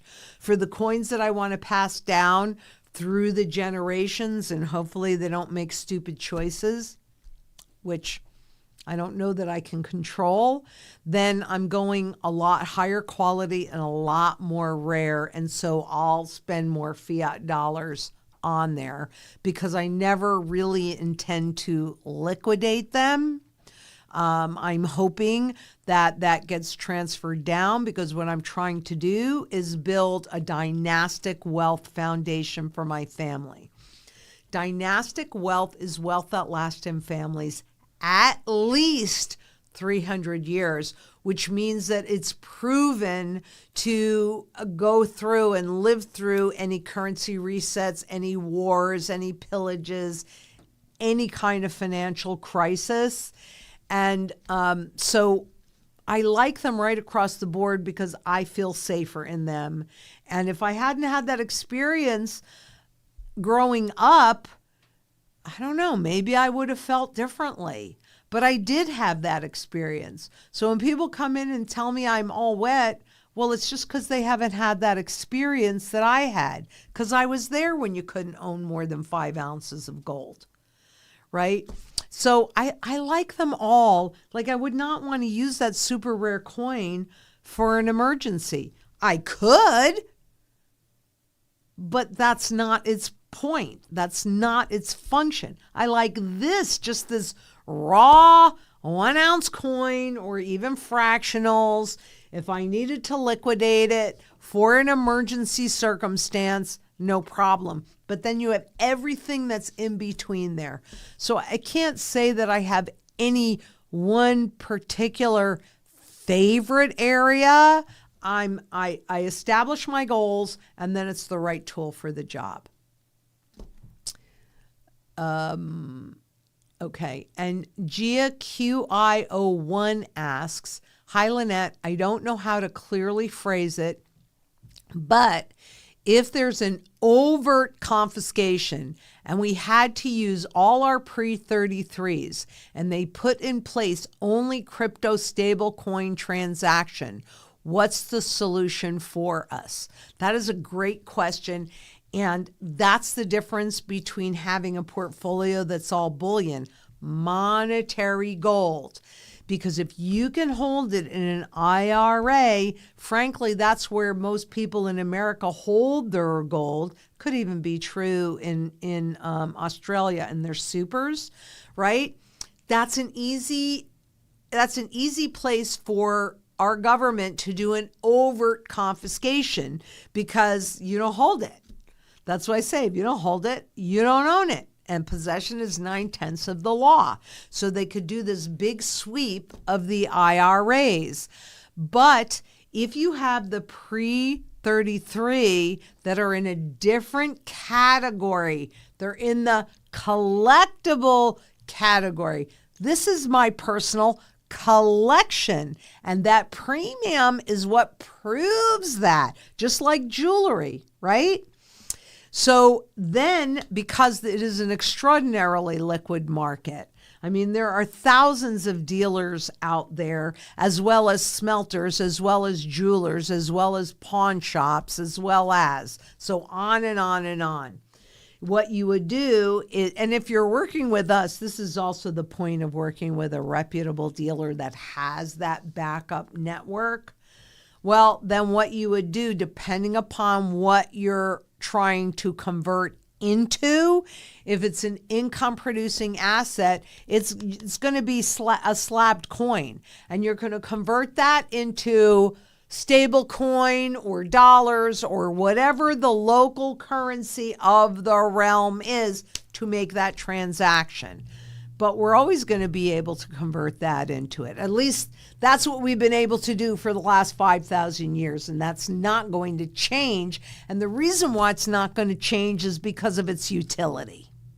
If it had utility only in one place, that's where you run into problems. That's why they have to create all these different products and make it look like it's more visible and more liquid than it actually is. But what did we see in 2007 and 2008? Those very liquid derivative markets dried up within 24 hours. I am not exaggerating. 24 hours. Do you remember that? Do you want me to remind you of it? Because I could do that as well. You just tell me what you need to see, and it may take me a minute to do it because I've got to keep you current on stuff as well, but I will get that done. And then it lives where you can always work with a strategy specialist to look at that more closely. So that's it. If you have only pre-33s, woohoo, that is a good thing. But that's also the point of having the different sizes, so that you are not converting more than you need to when the currency is being hyperinflated away. You only want to get as close as possible. So you have gold, you have silver, you have different sizes. There's a method to all of this based on how they behaved historically and what's happened. And low blood pressure asks, doesn't the tokenization of assets sound like how France tokenized church lands, issuing assignats back in the past? Absolutely. That's the whole point. I'm not inventing anything. All I'm doing is recognizing those patterns that have happened over and over and over again. And maybe it's a different name, but the foundation is the same and the outcome is the same. Lots and lots of the same outcomes. And they always want you to think that this time is different. And it never is. So yes, I agree. Thank you for bringing that up. And Hancock knows gold is the transition, but really what? I'm not sure what else you want. Was there more to that? Okay, well then there's the statement. And Michael Palmer, 3540, asks, I have bought numismatic gold from you guys. Thank you very much. Thank you very much. Some pieces are weighted 2 or 3 times per strategy worksheet. I am concerned their numismatic value decreases as gold rises, say to 10,000 an ounce. Thoughts? Well, it actually is just the opposite of that, because there is a finite amount of this. And so as people become more aware and buy into the gold, it kind of ends up working like an auction, right? And let's say that you have 10 ounces of this on the table and 10 people at this auction and everybody wants one. So wherever the bidding opens, that's what everybody pays, and they walk away happy. But you still have those same 10 people and you have one of these, and everybody wants it, but whoever's willing to pay the most gets it. But you still have those other people, that's like the support and resistance too, that wanted it and can't get it. So you have that larger demand. And when frankly, there is no fever like gold fever. And what you find that happens is that premium gets bigger and bigger and bigger, not the opposite. Because as these come off the market, they're not going back on the market, and that makes them even more scarce. And there are other things that happen when there's a gold frenzy. Like, for example, a premium in a string. Now, a string could be, there's a few different ways that you can build a string.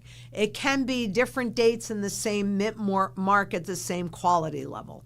It can be the same coin in the different quality levels across, etc. At the moment, nope, no premium for that at all. None. However, historically, there has been, during a gold fever, that big up spike that you saw, premiums of up to 30% in there. Can I guarantee that we're going to get a 30% premium again? No, I can't. But chances are pretty good that we very well may. So the structure that we've done for the exit is having the ability to create that string from this client and this client, right? So you may have a string on your own, but it might not be possible to create that. We have the ability to marry that so that when we exit, part of the exit strategy, the goal is to capture the highest level of gains possible. And so there are a number of different ways that we have, or I should say avenues. There are a number of different avenues that we have to perform that liquidation based upon where you are going to capture the most gains, because that's our job. It isn't just to throw you in something and say, good luck to you. It is to make sure that we are executing a strategy which definitely includes the exit part of it. And that's why I say if somebody says they've got a strategy, you need to question them. And a real good one is, what's your exit strategy? How are you going to know when I'm supposed to sell and how I'm going to exit and how am I going to capture the most gains? I mean, tell me. We can tell you, because we've thought it through and we've looked at how history has set it up, and we have been building the infrastructure to do that. I don't know anybody else. I definitely do not know anybody else that has done that. And Hancock Knows asks, it's not about the premium that you get from a collectible piece. It's the fact that it won't be confiscated. You're absolutely true. That is the single most important part. You need to be able to hold it so that you can execute that strategy. So I agree with you. And Hancock, you do know. And Gina Young, 6900. Hi, Zang Gang. Hi, Lynette. Can you break down that backwardation in Easy Talk? I do that. Watch the video on Saturday. And if you still have questions about it, then if I haven't done it good enough, I will do it again. I promise. I don't get insulted if you say this makes no sense, but I tried to do that both visually as well as verbally. So take a look at that, Gina, and see if I've been successful with it.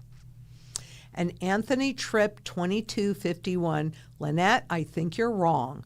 Law means nothing to the people who write the laws. Well, they changed the laws, right? So we'll find out, won't we? Might be right, might be wrong. If I could do something where it doesn't matter whether I'm right or wrong, rock and roll hoochie coo, then it doesn't matter. So that's what I try and do. Put myself in a place where it doesn't matter whether I'm right or wrong. And that's what we're trying to do for you too. And that's also what goes back to the fundamental value and how important that is. Because you're watching the stock market go up or the crypto market go up and you're thinking this is a really good thing, but that's not the real trend. The real trend is in the loss of value of purchasing power. It's that devaluation trade. That's the most important trend to pay attention to. And, Stony Creek Homestead, what do you mean by stable coins? So President Trump recently, I think it was when did he do that? In July? He recently signed the Genius Act. So you want to go look at that. But I did a whole video on the stable coins. Maybe we can put that link in the bottom here so you can go and look at it. But President Trump, the U.S. is losing world reserve currency status, and there's just not enough buyers of our debt to cover all the spending. So President Trump, in an attempt to create a new artificial market for dollars and for treasuries, signed and also to promote the surveillance economy, signed into law through the Genius Act, stablecoins. Now, in this country, any corporation or any state or any entity that wants to issue a stablecoin, and they can, any Amazon, Walmart, on and on and on, and states, anybody can issue that stablecoin, but it must be backed by dollars on a one-to-one basis. So there's your artificial market for dollars. So now you go in and you go into Amazon and Amazon says, okay, use our Amazon stable coins and we're going to give you this perk and that discount and this and that and the other thing. And you go, well, yeah, okay, that sounds pretty good. So you actually use dollars to buy the stable coins, and then the issuer of the stable coins, Amazon in this case, has to go out and buy treasuries so they can back the issuance of those stable coins 1-to-1. It's very complicated, but we'll have the link in there. Look at it, take notes, and then bring your questions again. And again, I am always happy to redo something because it seems like every time I do redo something, I do it at a better level. And that's my goal, is to translate this financial noise. Because the there's not one doubt in my mind, and I could be wrong about this, but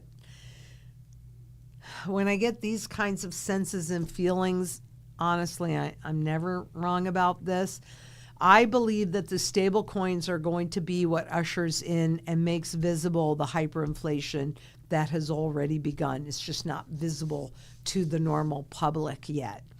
And it's also, because there are no limitations on who can create those stable coins, it's a fractured market, which means that it is anything but stable. And it isn't only just US dollars. China's rushing to do a stable coin. Hong Kong is, so any countries or any corporations outside of the US are also able to issue stable coins with their fiat money backing. But this is what you really need to understand about that. If they're back to dollars 1-to-1, whatever happens to the dollar also happens to the stable coin. So it doesn't matter. You're in the same place, but it puts you in jeopardy and danger. So make sure, if you haven't watched it, watch it. And if you need to refresh your memory, watch it again. And if I need to redo that better, let me know and I will do it. It's that important that you see this and understand. Because as soon as President Trump signed that, he changed the global monetary system, just like Roosevelt, just like President Johnson, just like Nixon.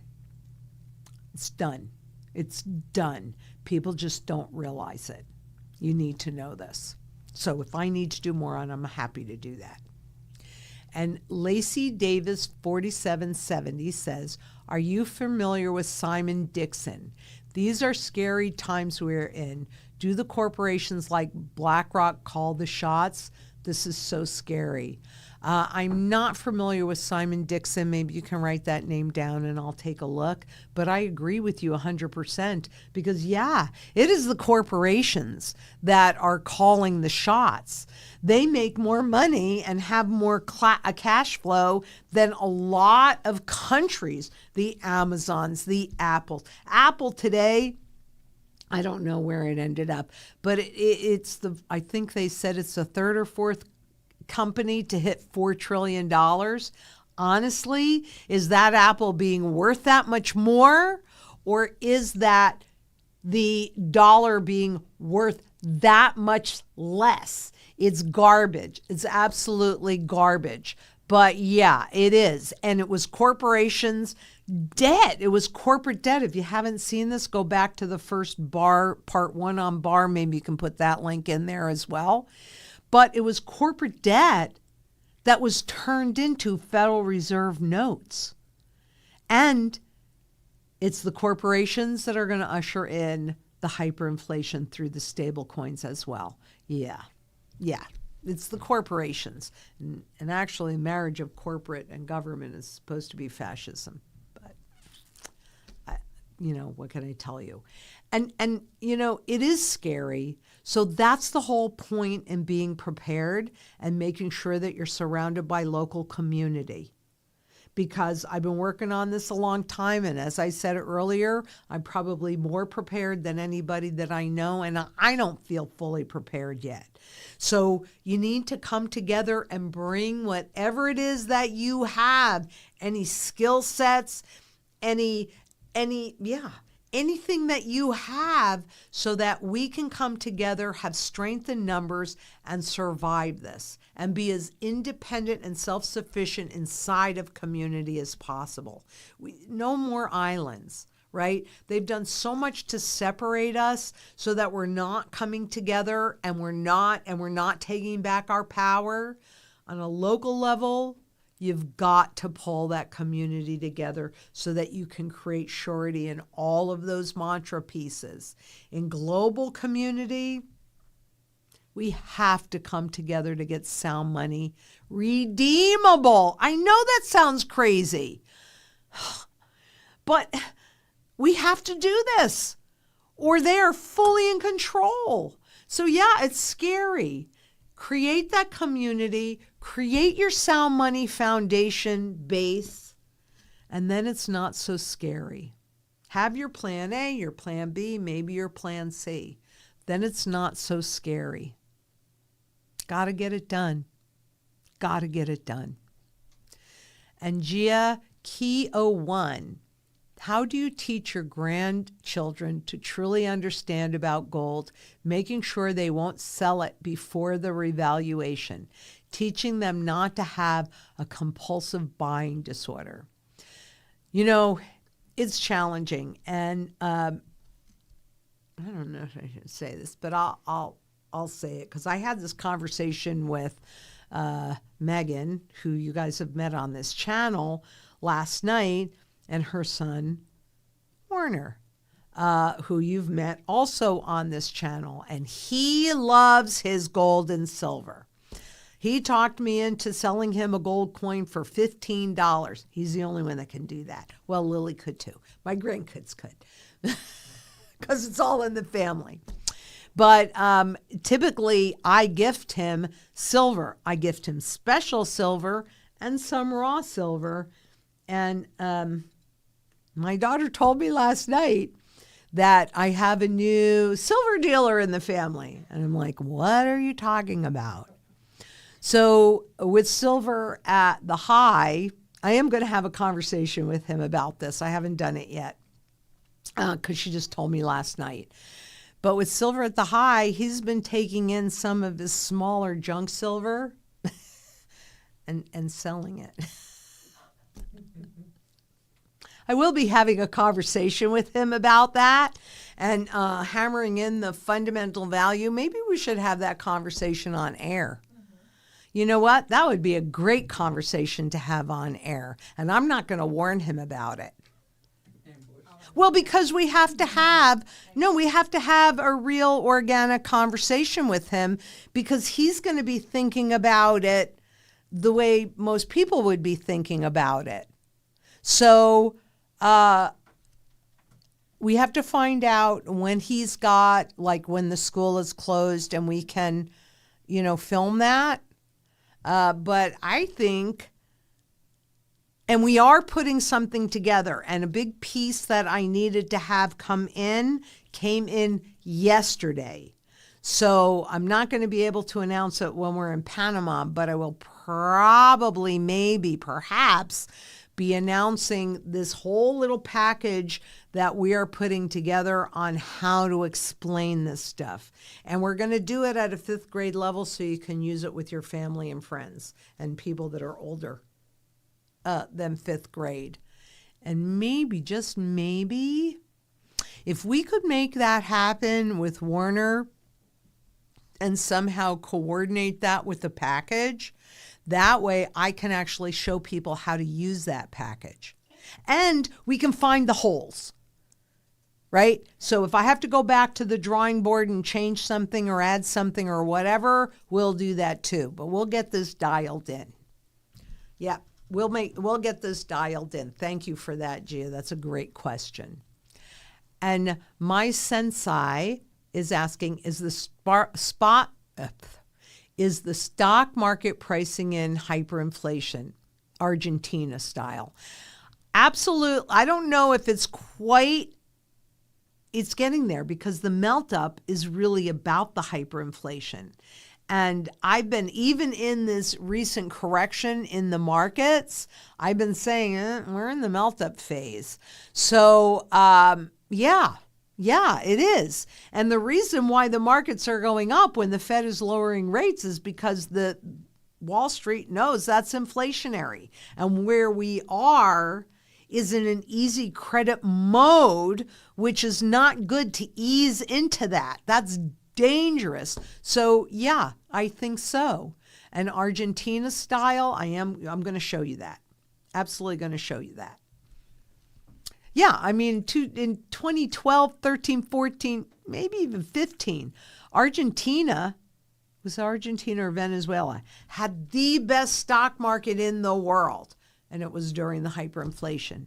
Because people are trying to avoid that, right? By what? Going into stocks because they don't know anything else, when you're just going out of the frying pan into the fire. So you will be seeing that shortly, because I definitely have that on my list to do. And Omni Dawn 2000. Many stackers claim gold backs are going to take off. Isn't there a fiat component to them? No, there's not a fiat component because they have gold embedded in them, but they're still working on getting enough acceptance of them, and the markup in them is huge. So there's more of a collectible component. See, fiat is by decree. So if there's gold in there, that's not by decree. But it's a little challenging. And here's the challenge. They have a stated, like this one has a 1 on there. But when spot market runs, how much are we paying for this? I actually don't know the answer to that, but why don't we find out? Why don't we find out?